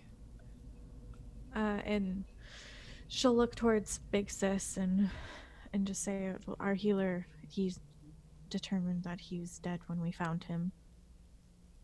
Yes, the wounds were just too much, especially the wound on his back. They were at the dead mill. Yes, I wish I could tell you that he went swiftly, but unfortunately that was not the case. You see his hands are just starting to shake at this point, and he just drops his hat onto the ground. Flossie kind of reaches out. She's limping around with her busted leg, but she puts a hand on her husband's shoulder, and then she starts talking. This is terrible. Oh goodness. The Great Seer has fallen. It was our responsibility. What of the rest of our son? Did you find him? Our daughter. I did find a woman, and I'll explain to them who it was. Just one? What? Oh, goodness. Oh, what did she look like? Brown hair.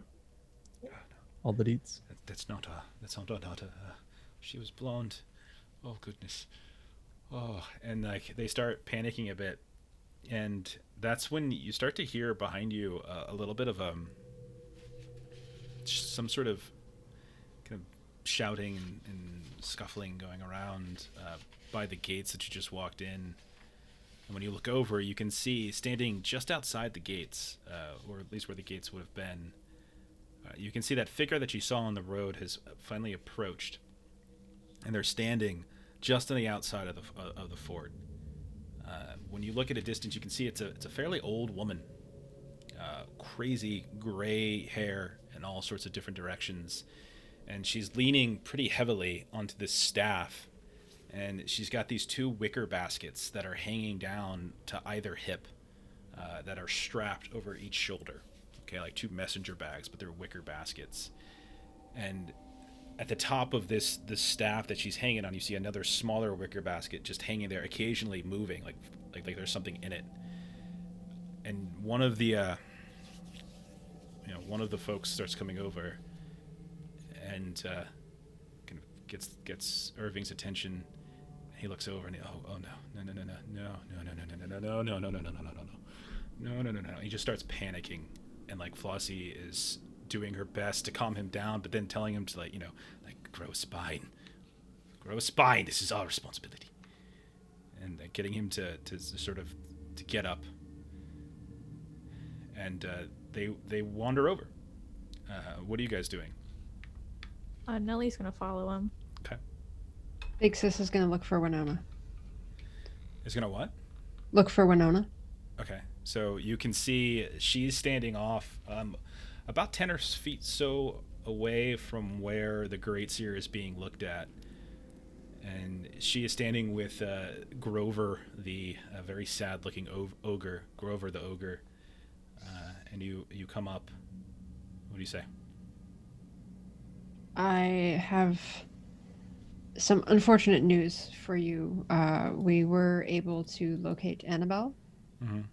She is injured, and we were unable to Grover bring steps her back. towards you, grabs you. Where? I proceed to describe the location where she's at. I've staked it so that it would be visible when they go back out. He looks down at Winona the halfling, and she nods, and then he like breaks into a sprint.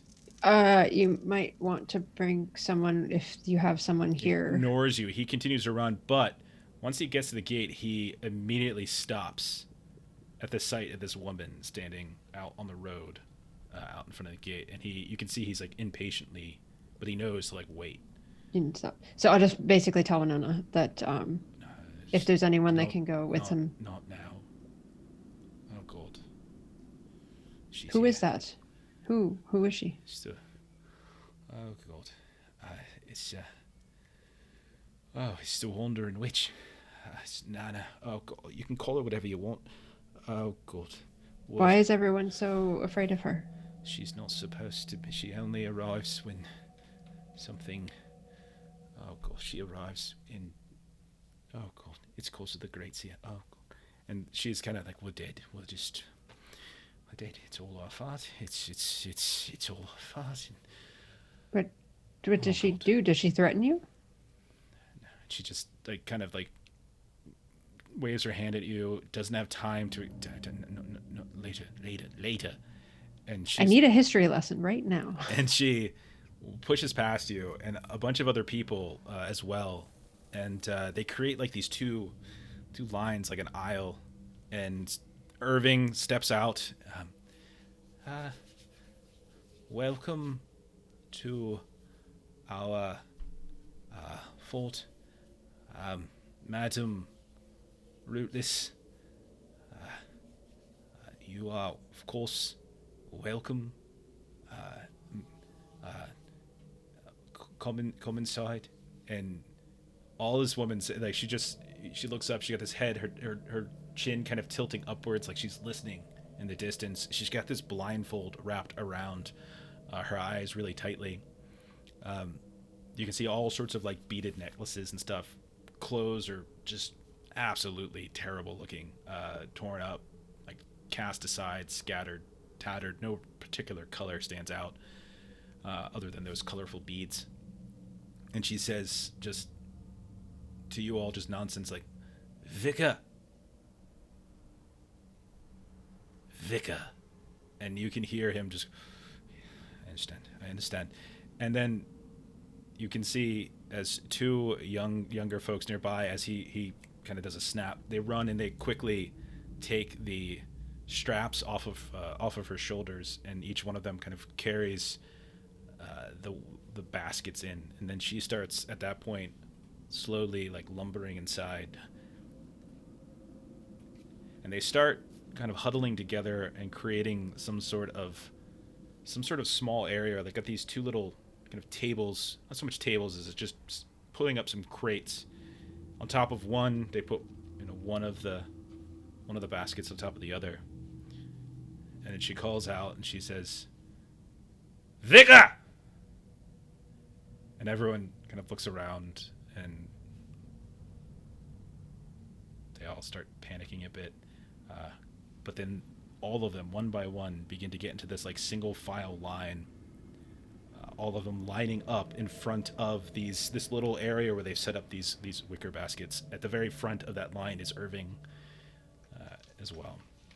And at this point, you all are quite literally the only people that aren't in that line. And everyone's kind of staring at you as if you have... Nellie will hurry up and get in line. Okay. Big sis will follow. Okay. Well, I ain't going to be the only one not doing it. Yeah, let's participate in whatever they're doing. So as you get into the line, you can Who's see... in front of me? It's no one of note. No one you've met so far. There's almost about 40 people here now. After morning and a couple people came by, so it's just someone who looks to have on one of those green C and then like the golden CNC that you would know as like the Crows and Crackers at this point.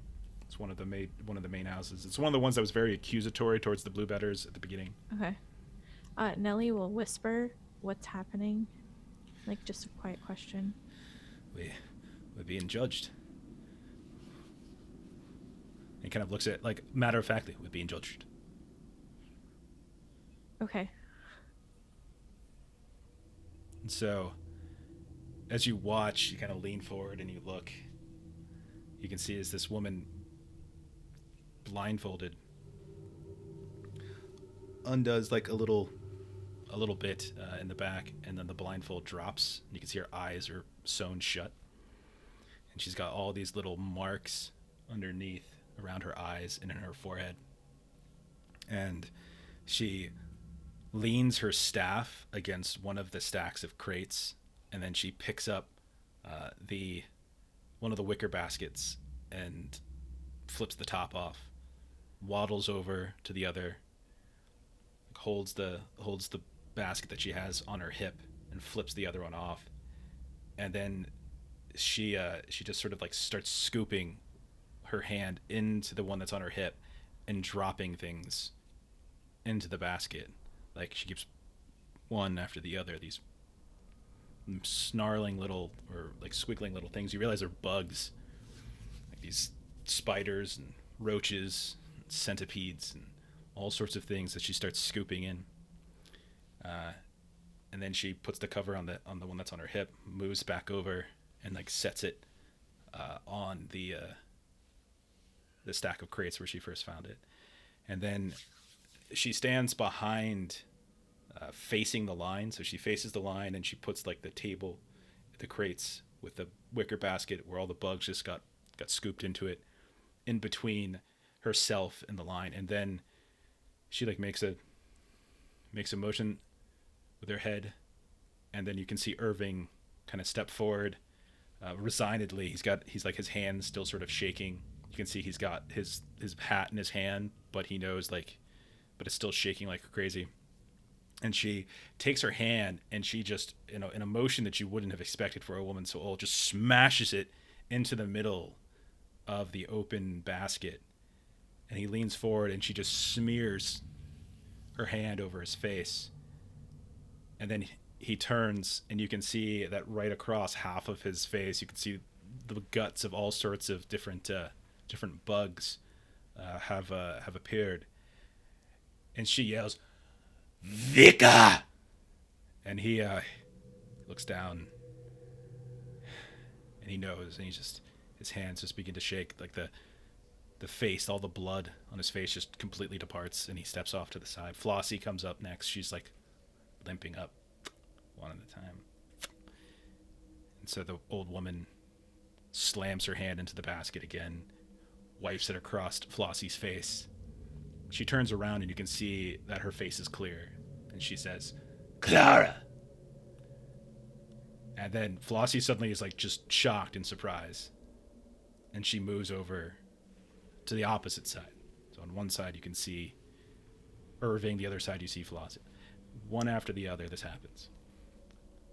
Anybody who turns around and has the gook on on their faces from the bug guts, Vika, and they go off to the side. Others, Clara, they go off if they're clear. You see, of the people you met so far, Irving, Buford Crow, which is one of the guys who was very angry. He's got the bug crap on his face. You can see that both Winona and Grover are clean.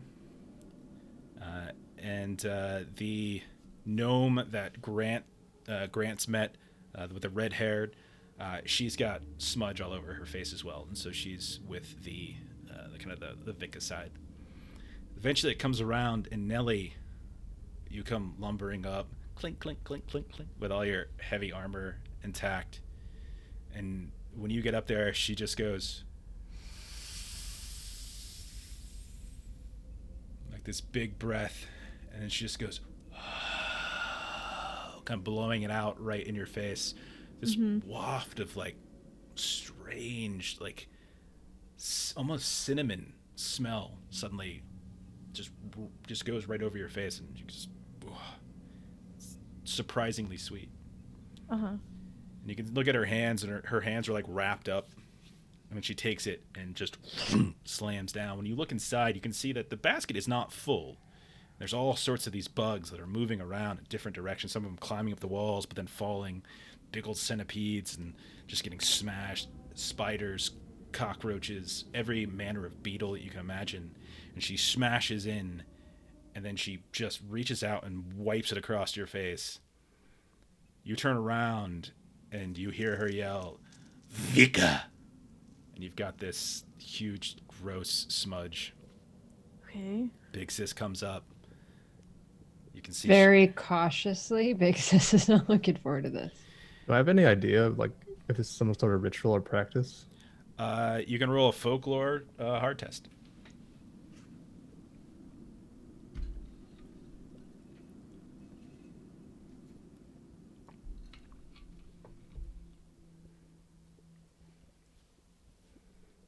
You look into you can look into the basket, Big Sis, and you can see there's all sorts of like different chunks that have been smushed against.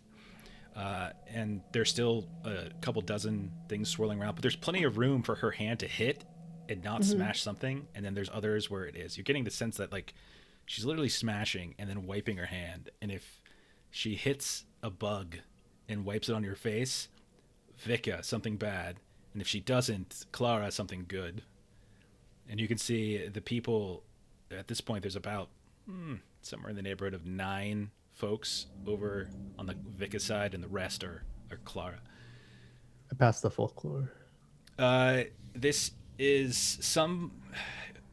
You're not. I guess I would say that you probably can determine or decipher the language a bit. They're in the area, this unsettled stem.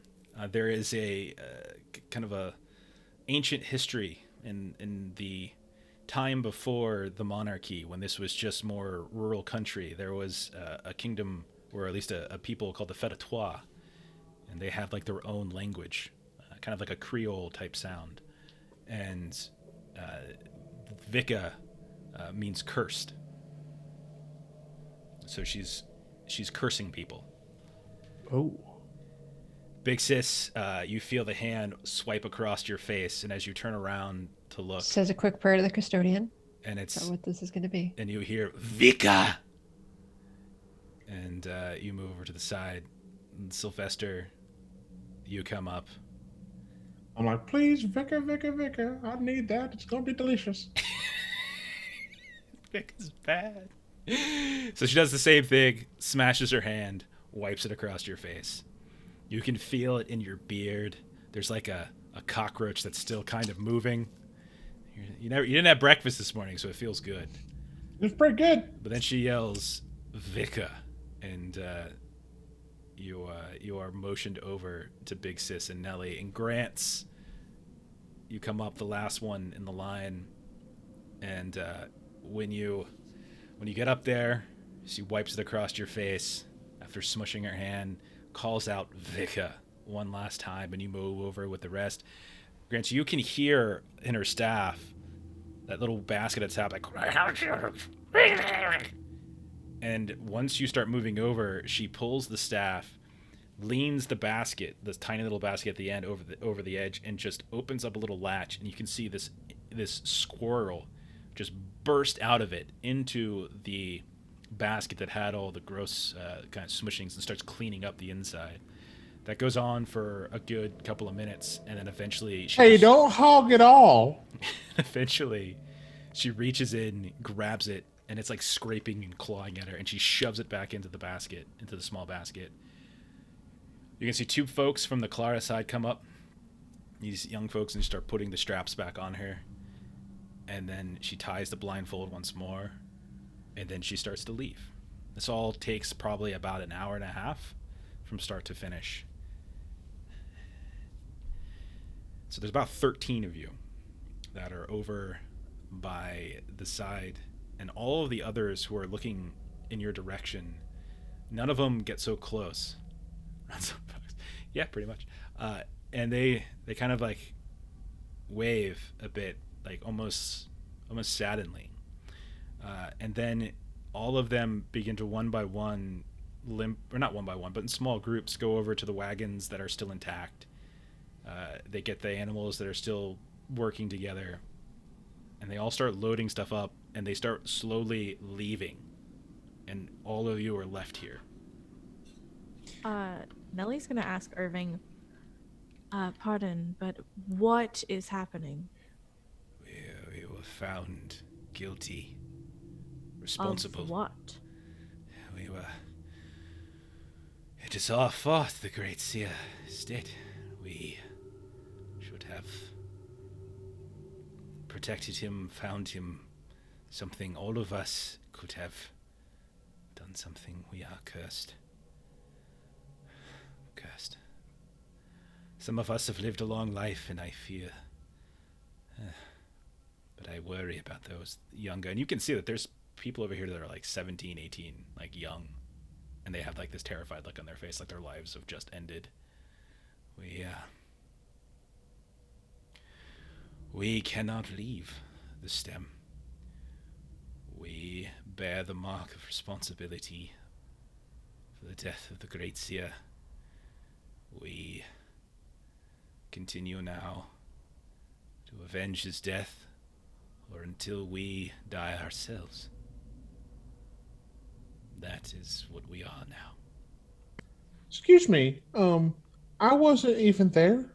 So why do I have this delicious cornucopia smeared across my face? He just looks at you, says, because you're guilty. How is this not clear? You were marked, just like I was. Accept the responsibility. And at this point, he's like, the shaking starting to go down a bit, but you can tell he's still like kind of frightened and nervous and whatnot. Cornucopia. Now, who's gonna walk around believing in this mumbo jumbo witch lady that just came up? All the other ones are looking at you like you can choose not to believe in it if you want, but that does not make it any less so. You're cursed. The stem will not let you leave. We'll see about that. So Big Sis is going to try to clean it off. It comes off. It's just bug guts. It comes off just fine. Here, put it in this cup for me, could you? So so somehow through word of mouth, everyone will know that you are not allowed with the rest of the clans any longer? We can go back to our clans, but why would we want to? We have purpose now. We have a responsibility to meet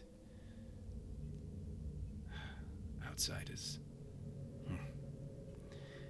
So if you are able to avenge him, then next time she comes by, she might judge you as Clara? There won't be a next time. We either avenge him or we die, and if we avenge him, we are clear. If not, we are dead and have no need to worry anymore. Just trying to understand this custom. I don't know how they handle these things in other lands, but this is how we handle it here. And Bixus will explain the process of jailing. That being a jailer, she'll explain this process. Many of us here have spent time in your jails. And that is why we are here, so your government of corruption doesn't let us waste away in the filth behind the bars when we can live here in the greenery. This is part of the price we pay for living here. And you can see they're like, some of them are just getting ready. They're like going around, they're picking up stuff off the ground, shields, arrows, putting like knives in their belts and stuff like that. Like, it's just, this is life now. Well, at least it's good to know that we have a to-do list. So it's nice to have structure, a schedule. So I'm glad we have it. Okay. Go ahead, Deli. Is there any wagons left behind for us, or did they take all of them? No. Okay. Nothing. Everything was taken. A couple of the other survivors of the wagon train laid claim to the one that you were on, and they were just like taking direction from other people. Like, where do we go? Yeah, you can go. But now you guys are kind of left behind in the empty fort that is around you. So where to, Captain Positive? How important was the seer, man? The great seer. Irving kind of looks at you. He was... How can one explain the importance of the sun? Is that enough? Do you get it? Without him, the people don't prosper, the fields don't grow, the evils aren't held in any check whatsoever. He is... Did they leave the body? Yeah, it's still here. Nellie's gonna ask if we should bury or do big cremate to honor him.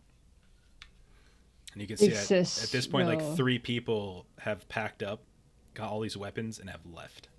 And there's only like 10 of you left at this point.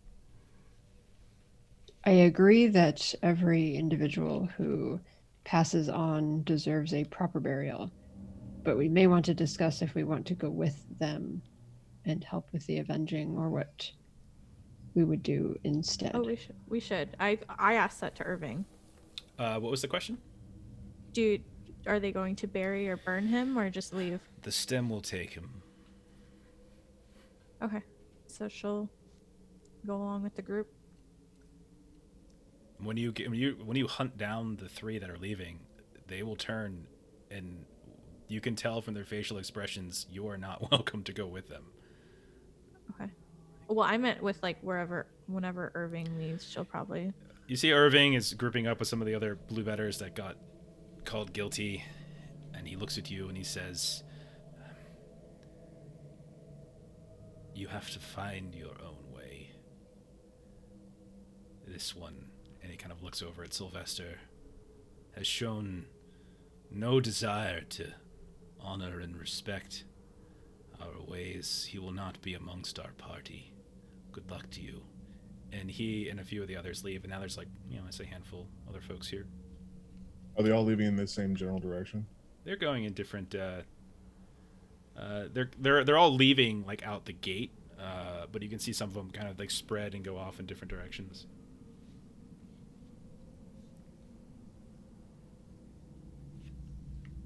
So where are we going?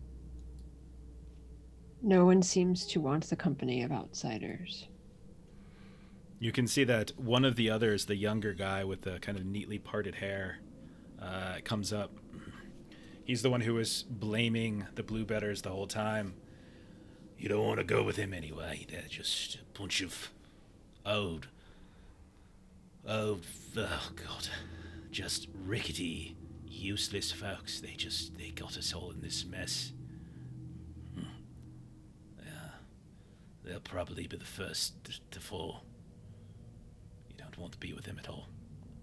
Better that you either go it alone. And you can see some of his folks, other people who's got that green with the CNC on it. They're kind of packing up some of the stuff that's on the ground still. There's still sacks of foodstuffs that people have been pulling from to get provisions and things. Mm-hmm. Head east. Kill all of these that you find. Be good to the stem, and she in turn will be good to you. If you try to leave, I pity what will become of you.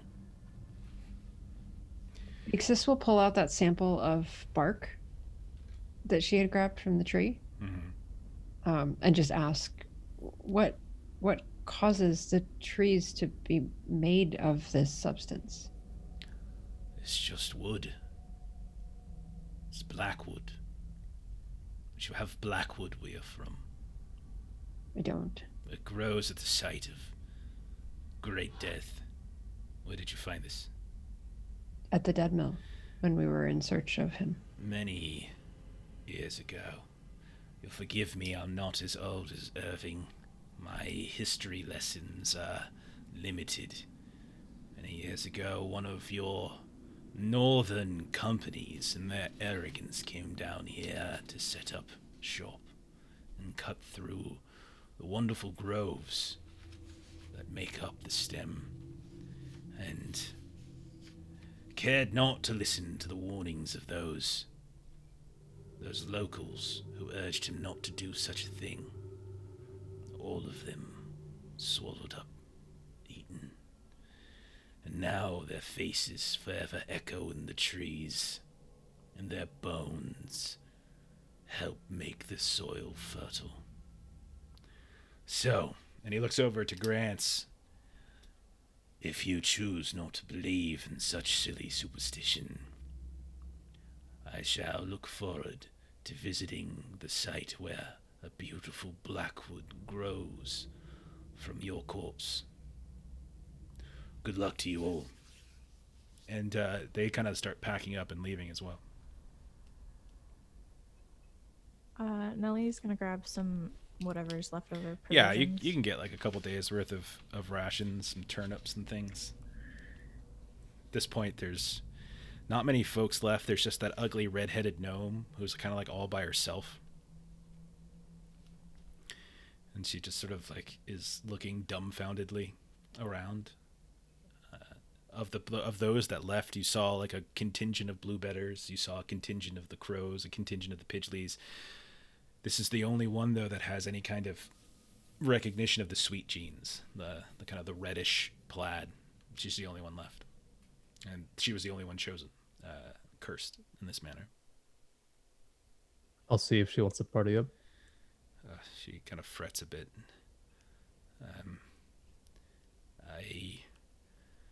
I suppose I could go with you for a little while.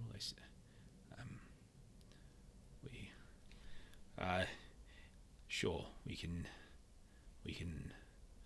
venture together for a spell. Yes. Okay. Did she have others before? Yes, my sister was here with us.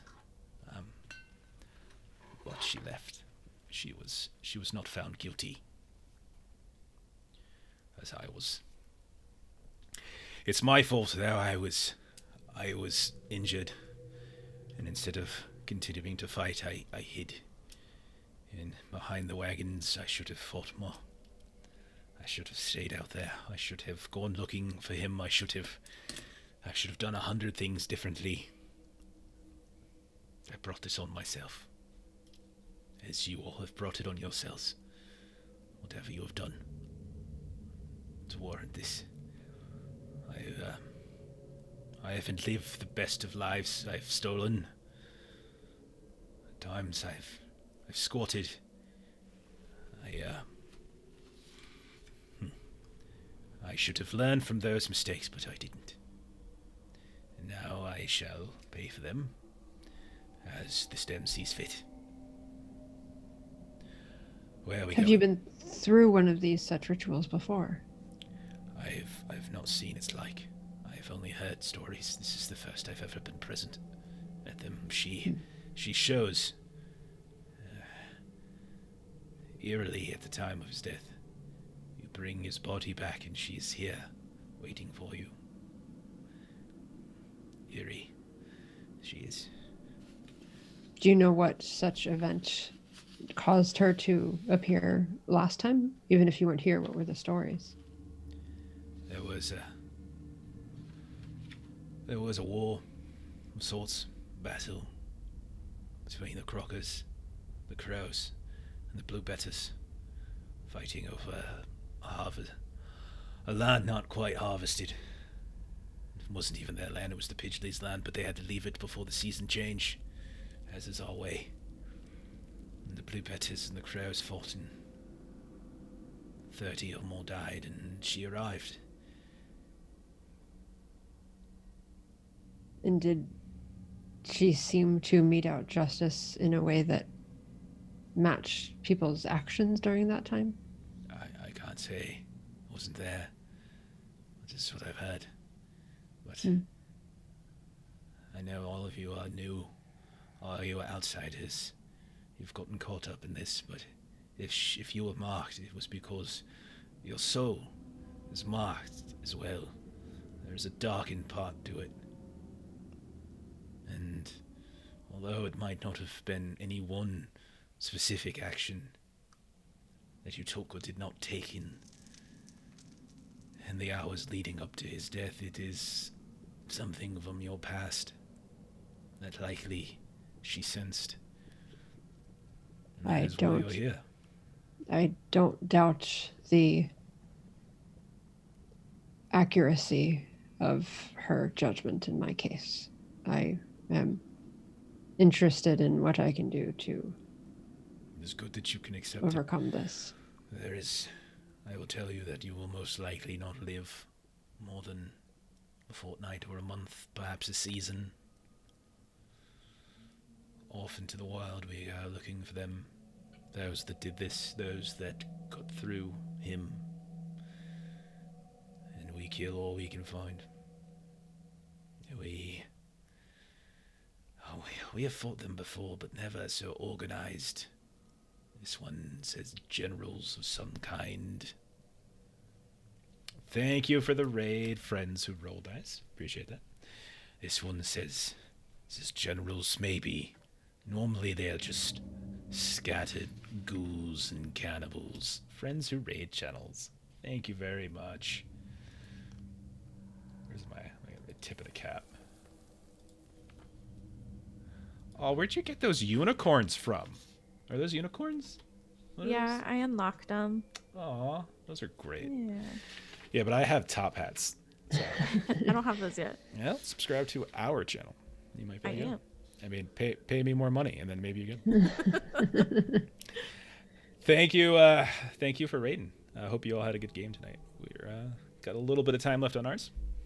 They have just been cursed, and we have been cursed. They have to avenge the death of a great seer, or suffer some horrible fate, probably worse.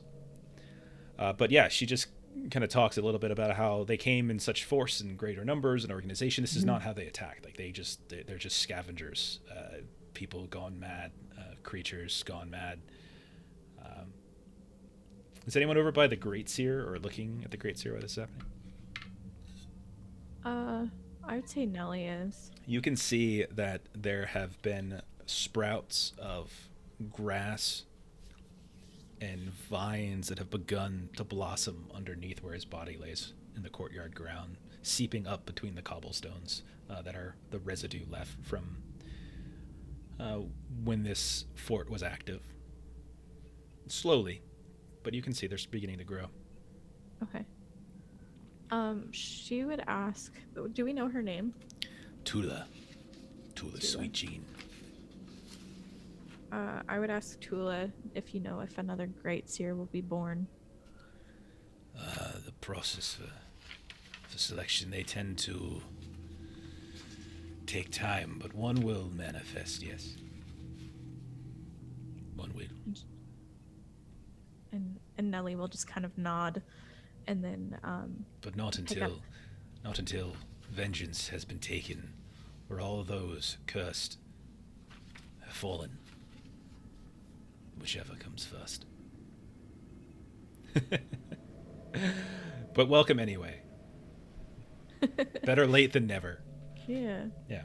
Nelly will kind of smirk and then just say, well, let's speed up the process, and then she'll start heading east. Okay. And you run into a wall. No. Figure north first and then east. Okay. All right. So you all pack up your things, that whatever you have, get a couple days worth of rations. We'll say each one of you can have like 3 days worth of rations or something like that. I don't really keep track of it too much. As long as you're reasonable with it, it's fine. And you start heading out in an easternly direction. Due east is basically the dead mill, which is where you just came from. But you can choose to go anywhere you want. You can consult with her if you want some advice, but it's kind of up to I you would guys. ask Tula. The closer we get to the mountains, the more the Grunstens off to the east. You can see in the distance like these green rocky mountains covered in vegetation and forest. They tend to be in greater number over there, but we'll find pockets along the way. Certainly. We could follow tracks, perhaps find stragglers, something of that like.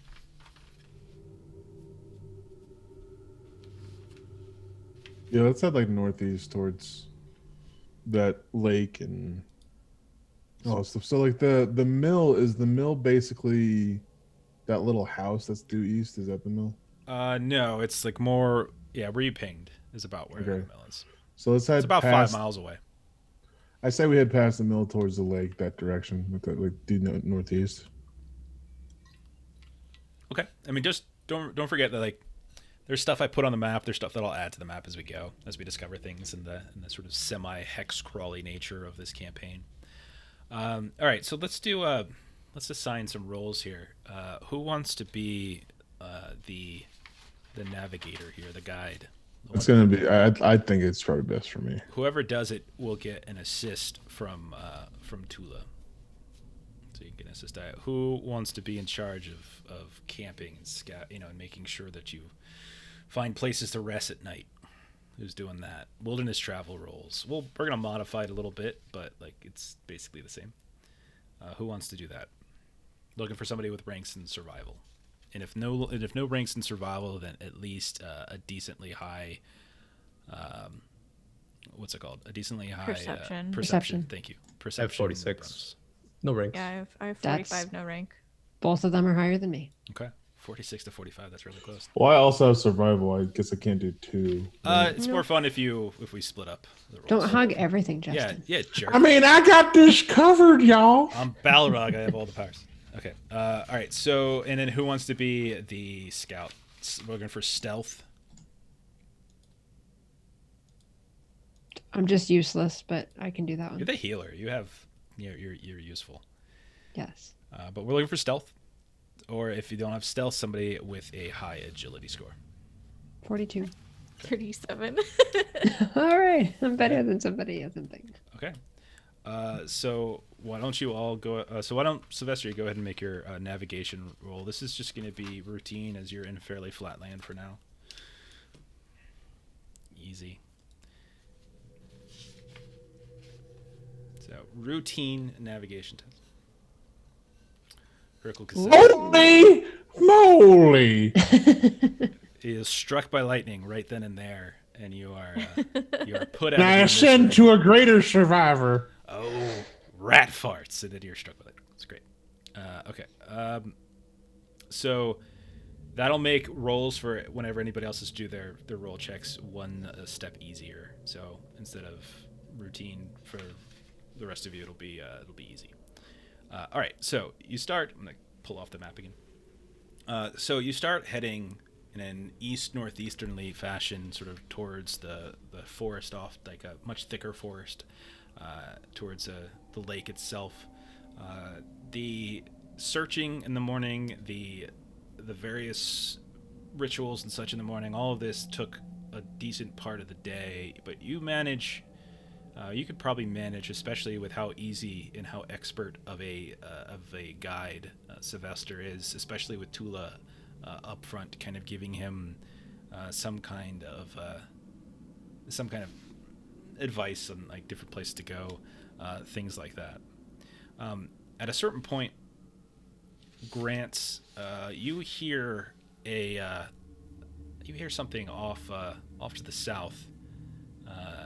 Like a bark, like a woof, like this kind of muffled bark. When you look to the south, again, you guys are in really high, waist-high grass, heather, that kind of stuff, and you can hear woof, and you can see this fairly large sheepdog just kind of coming in your direction, and like the bark is somewhat muffled or gargled in some way. What is the sheepdog? It's a really big, shaggy dog that works with sheep. Oh, okay. It's when a sheep and a dog really love each other. Oh no! And they get together. They love each other very much. And they have a little baby sheepdog.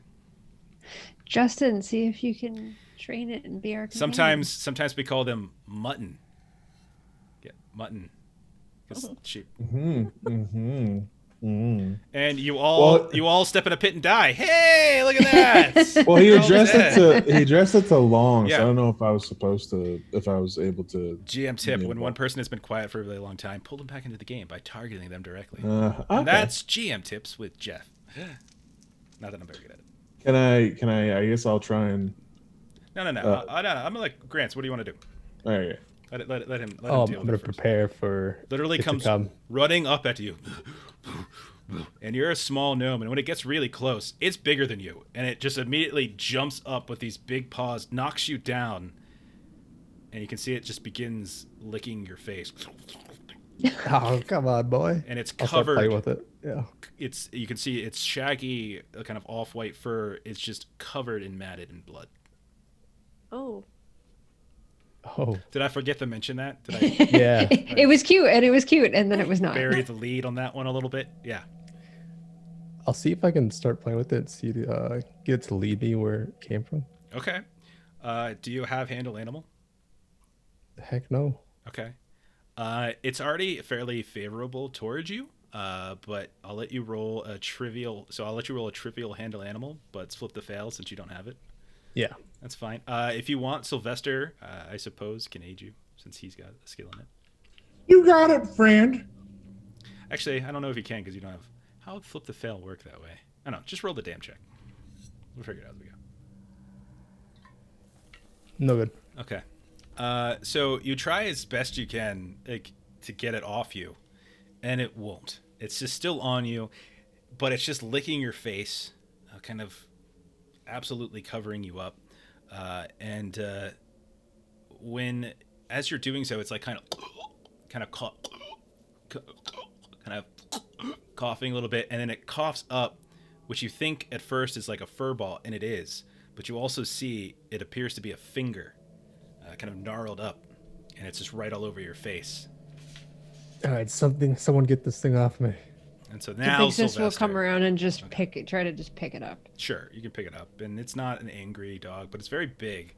You pick it up, you get covered in blood and stuff, and you set it down, And she's like, and I'm gonna hand it over to Sylvester. Okay. Sylvester falls over. He's an old man. Can you get this? Why would you do this to me? He's trapped underneath it. Can you get this animal under control? Oh, I gotta update my subscription. I totally forgot. So handle animal under what? You can treat it as trivial. He seems very friendly. Doesn't seem like he wants to hurt anybody, but is a little bit excited, much like the dog Melissa and I have. Looks like he just had a meal. He just coughed up a finger. So you look at the finger and you notice there's like a ring on it. There we go. I haven't subscribed. Okay. I will retrieve the ring finger. Okay, so you take a look at it, and it's just like this little woven together ring. You can see it's like a lot of different straps of some kind of leather, probably. You manage to pull it off the back side of the ring, back side of the finger, chuck the finger down to the side. Yeah. And then I'll just chuck the finger as far as I can. Okay. And a bird sweeps down, grabs it, carries it right back to you, coughs right on top of you. No, it's fine. You throw it away. Which direction did the dog come from? Came from the south. We might want to go in that direction and find what else maybe have been attached to that finger. Wait, you took the ring first, right? Before throwing it, or no? Yeah. Okay. Please don't. Oh, throw that finger! It looks delicious. So if you show the ring to Tula, she's like, let me see it. Go ahead, yeah. She will mention that it is it's kind of a common, it's something the Pidgeleys do. They have a tendency to like exchange these rings whenever, like it's like their kind of marriage ceremony. They actually make their rings for each other and then they give them to other people. And so it's likely something, likely a Pidgeley ring, and probably a Pidgeley finger, but you threw the finger away. So, but it was kind of a stumpy, fat finger. So maybe a halfling finger. Is everyone else on board with going to the south and doing a little investigating? Yeah. Sure, let's go towards the blood. That sounds great. Do you forget the point of what we're supposed to do here? I understand what we're supposed to do. Can I just be a little bit wary? Can we leave the old man? Can we just? Are you attached to him in any way? Can we? No. We are attached to him. Is he like is he one of your fathers? No, but he seems capable. You'll never lose me. Oh, thanks for the raid, Diesel Shot. It's fine. It's very nice, very nice. So if you head south, it's about a 20-minute walk before you come to these gentle sloping hills in which you see hillsides of carnage, as there's sheep, about maybe 24 of them, all laying down in various pools. You can see the soaked blood on them as well. Just like the whole hillside is just covered in like a herd of sheep that have been cut through by something. Important question: is the dog following us? Yes, the dog is following Sylvester, but periodically tries to chase down Grants, and then someone has to tug on the collar, like, no, bad dog. Yeah. Sylvester, we need a name for this dog. Her name. No, Grants gets to name him. If you name the dog, you know I'm gonna kill the dog, right? It's just I want you to feel something for it, and then I'm gonna take it right from you. Yeah, Grants, you can't come with a name. How about a bloody finger? Jesus Christ. Have you ever had a pet log? What kind of name is that for a dog? It's the first Supposed to be a thing name of endearment, you psychopath. I don't understand. Oh my god, that is the worst name for a dog I've ever heard. It's so bad. Because this is going to turn back to Sylvester. We're workshopping. So to my original question, what would you like to call the dog? I mean, something like Daisy would have been acceptable. Jesus Christ. Daisy the dog. Done. No problem. All right, so you head over. You see this field. You see this gentle sloping hills. From a little distance, you can see that there's all sorts of sheep that have been slaughtered and left. Their carcasses left around. We'll investigate the nearby area, see if there's something by. Roll an awareness test. It's fairly open, so treat it like routine. Can I look for any like trails of anything being like drugged somewhere else? Okay, so you want to like literally search around it? Yeah, you can go ahead. Yeah. If you're looking specifically for tracks, go ahead and roll. You could roll. I don't know. I usually just say survival because it feels like they are the wilderness thing to do. Okay. Got to pass on awareness.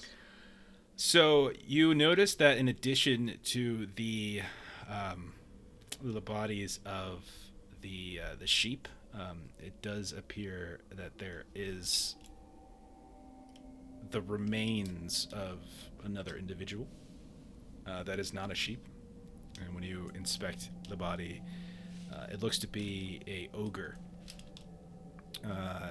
You push them over. They were kind of face down with these huge claw marks in the back. When you flip them over, you can see that's got that. They got like a little tunic on in the front that's got that brown splotch and the pink hand that recognizes them as a member of the Pidgley clan. This is not Grover, the one ogre you met. This is a female, older ogre. And when you flip her over, you can hear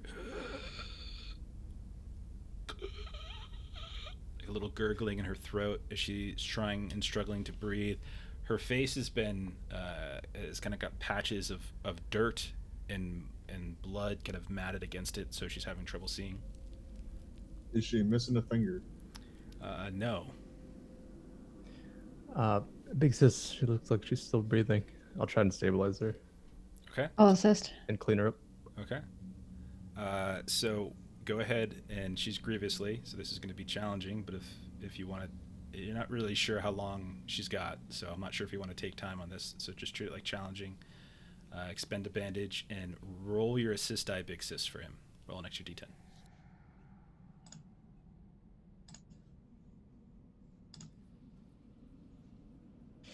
I missed it by one. No. And as you try to, you bandage her up, she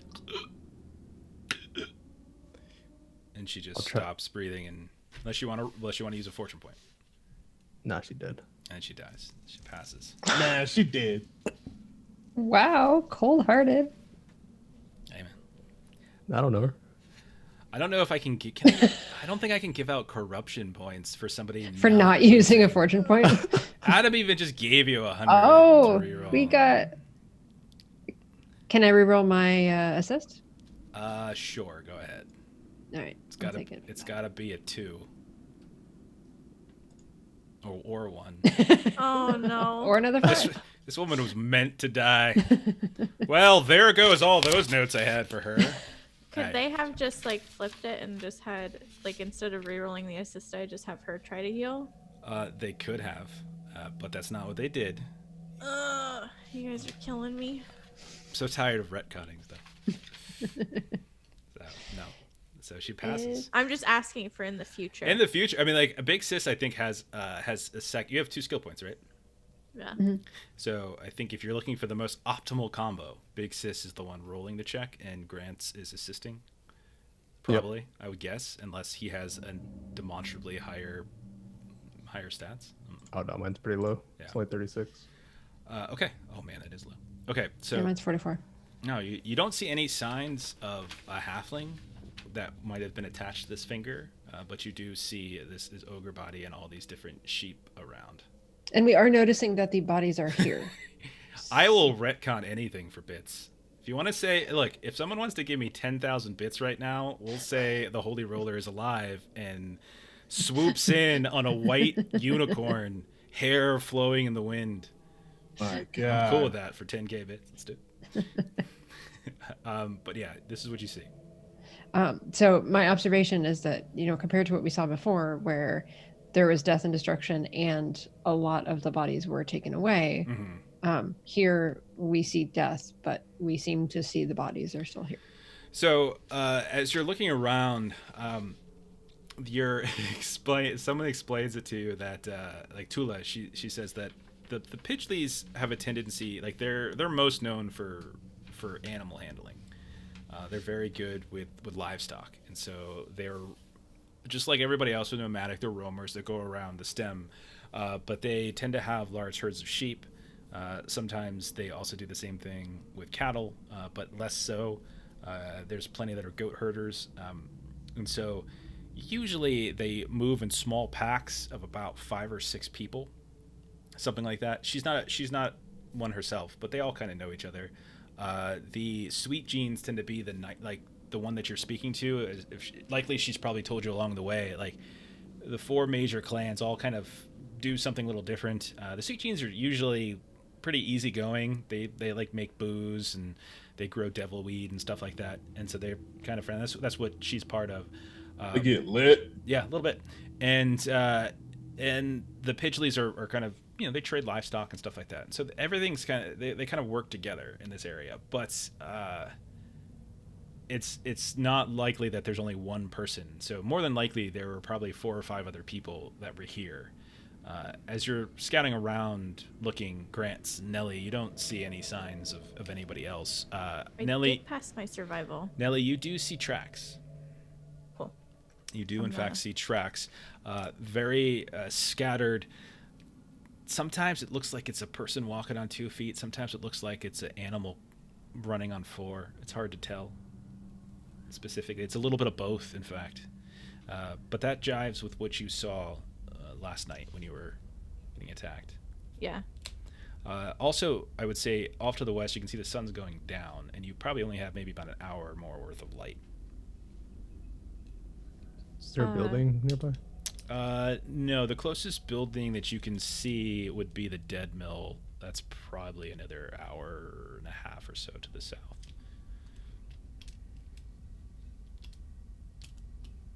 We might as well. Do we just want to camp out, or do you guys want to go to a building? And then Nelly will tell them about like the tracks that she found. I would say try to find a building or find somewhere to rest. Okay. What do you do with this body in the ground? Well, I'll turn to her and see if it's okay for me to bury it. The stem takes it, right? So we just let it be. The stem takes everyone, sure, but there's a difference, she says, between what was happening with the Great Seer than what happens to normal people. But burying would accelerate. There's nothing wrong with burying. There's nothing against it. Then I will gather her aid to find somewhere that would be appropriate on their land, and we'll commence a little ritual. Okay. For burial. All right. She'll give you a hand. No problem. And by the time you're done, we'll say night has come. Who's the survivalist? That's me. Go ahead and roll your survival check as you're looking for again, you're not making camp, you're just looking for somewhere to sleep for the night. It's ugly. Man. Yeah. So as everyone's kind of taking a load off, Grant's just like, why don't we just stay here? And so you just sleep in the sheep, guys. You just sleep within like 30 feet of these dead sheep carcasses that have been torn up. You also notice, interestingly, that the sheep, by the way, aren't eaten. They're just killed and left. Yeah. And that is sort of the same that you saw with Annabelle, but also with the mule. You saw folks being dragged away, but animals getting attacked, but being left. Okay. So who's doing the stealth? That's me. Go ahead and roll your scout test as you spend a little time at night looking around.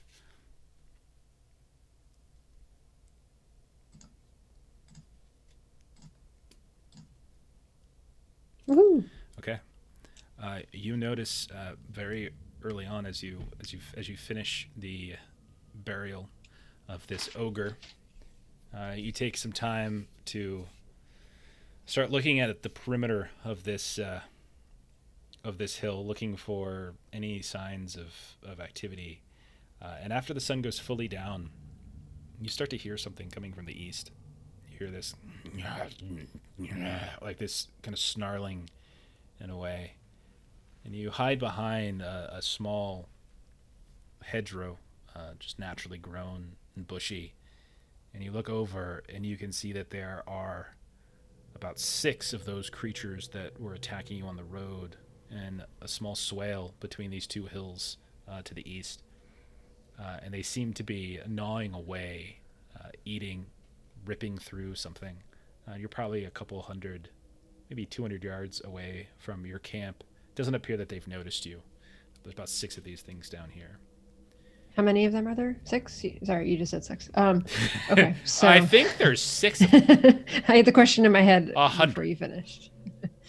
You don't know how to count. There could be 1,000,000 down there. But I crit succeeded, so I'm successful in counting to 6. Which is why you see them, and you can do something if you like. So I will... And I'm assuming, based on what we said earlier, that if they're eating something, it's probably person. Right. So I will go wake people up. As you're walking away, carefully, quietly, you hear this terrified voice just yell, "Help! Help!" This young, cracking, puberty-like voice of some young boy screaming out for help. If you look back over the bush, you look down, they're like looking up. You see their glowy, yellowish eyes suddenly glitter or glimmer a bit.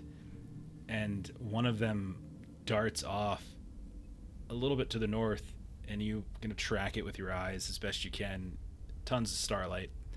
And you can see that there is this large rock, almost like this huge egg-shaped rock that's probably 15 yards tall.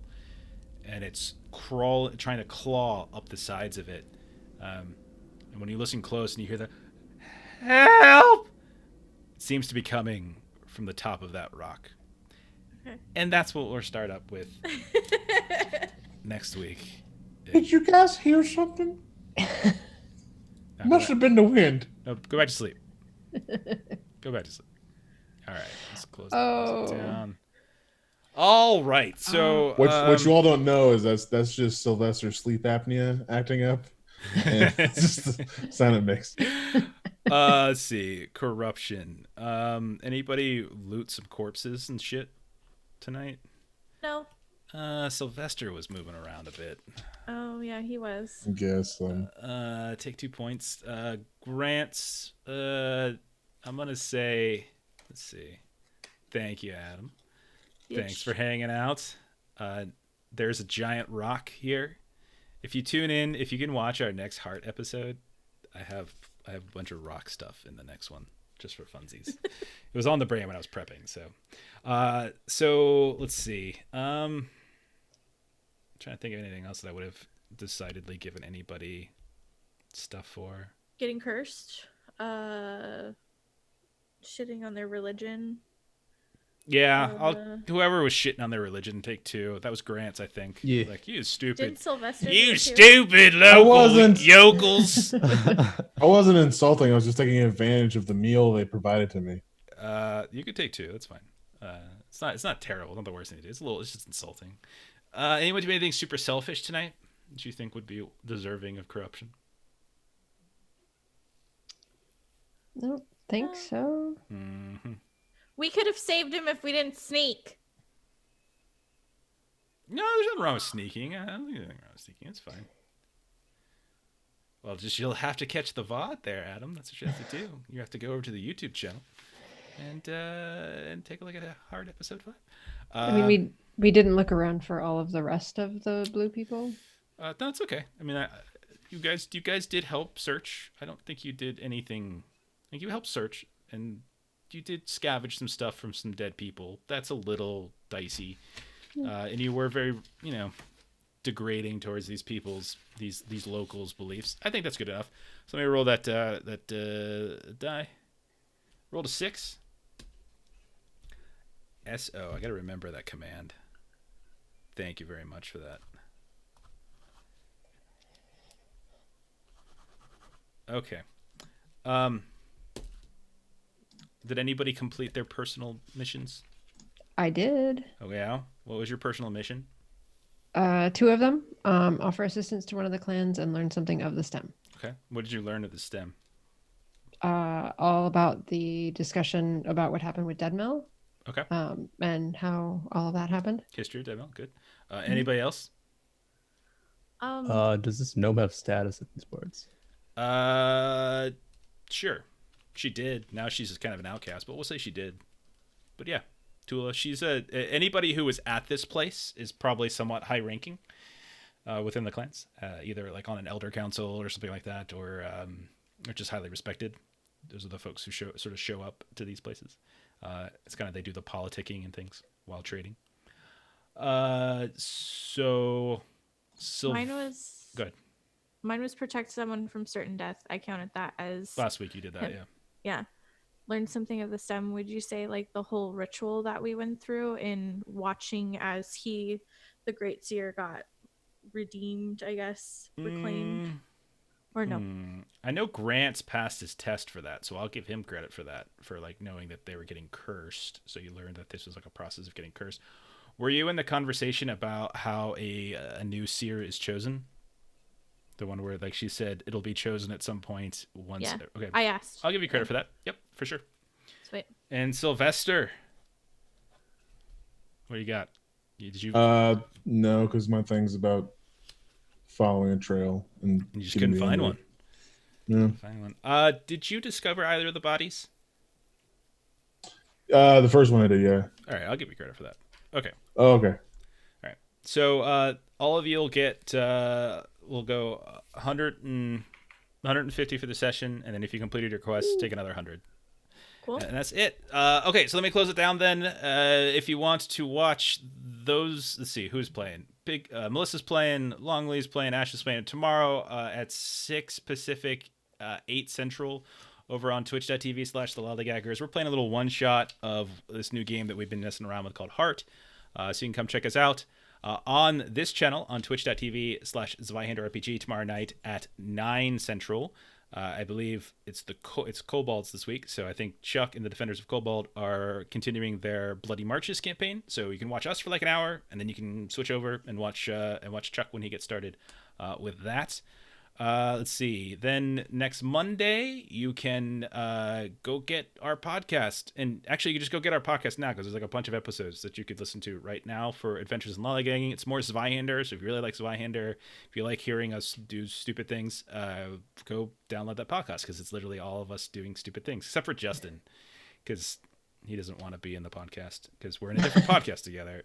And I mean, honestly, you can kind of see why we don't want him in the podcast. And then Monday night, Melissa and I will play more of our campaign of Heart with Matt Jousm from Zweihander, Grim Perilous, and also with Chuck and some of the Defenders of Kobold. So you can check us out there on twitch.tv/Lollygaggers. So plenty of stuff and a lot of stuff to come watch. So thank you for everybody who rated us tonight. Really, really nice of you to do that. Thanks for those of you who hung out and watched, who chatted. If you gave bits, cool, thank you. If you're watching this later on VOD, come join us sometime. We play here every Thursday, twitch.tv/Zweihander RPG at 9 Central. So come hang out with us, say hi, and watch Justin say stupid things, and watch Longley struggle to name stuff. I don't know how on earth the first. You should get a point of corruption for the worst dog name. I feel like you should take. I think you should take a rank of chaos, a chaotic rank, for coming up with Bloody Finger. Oh man, this is Spot. This is Bloody Finger. Okay. All right. So have a good night, everybody, and we'll catch you next week. Bye bye. Night.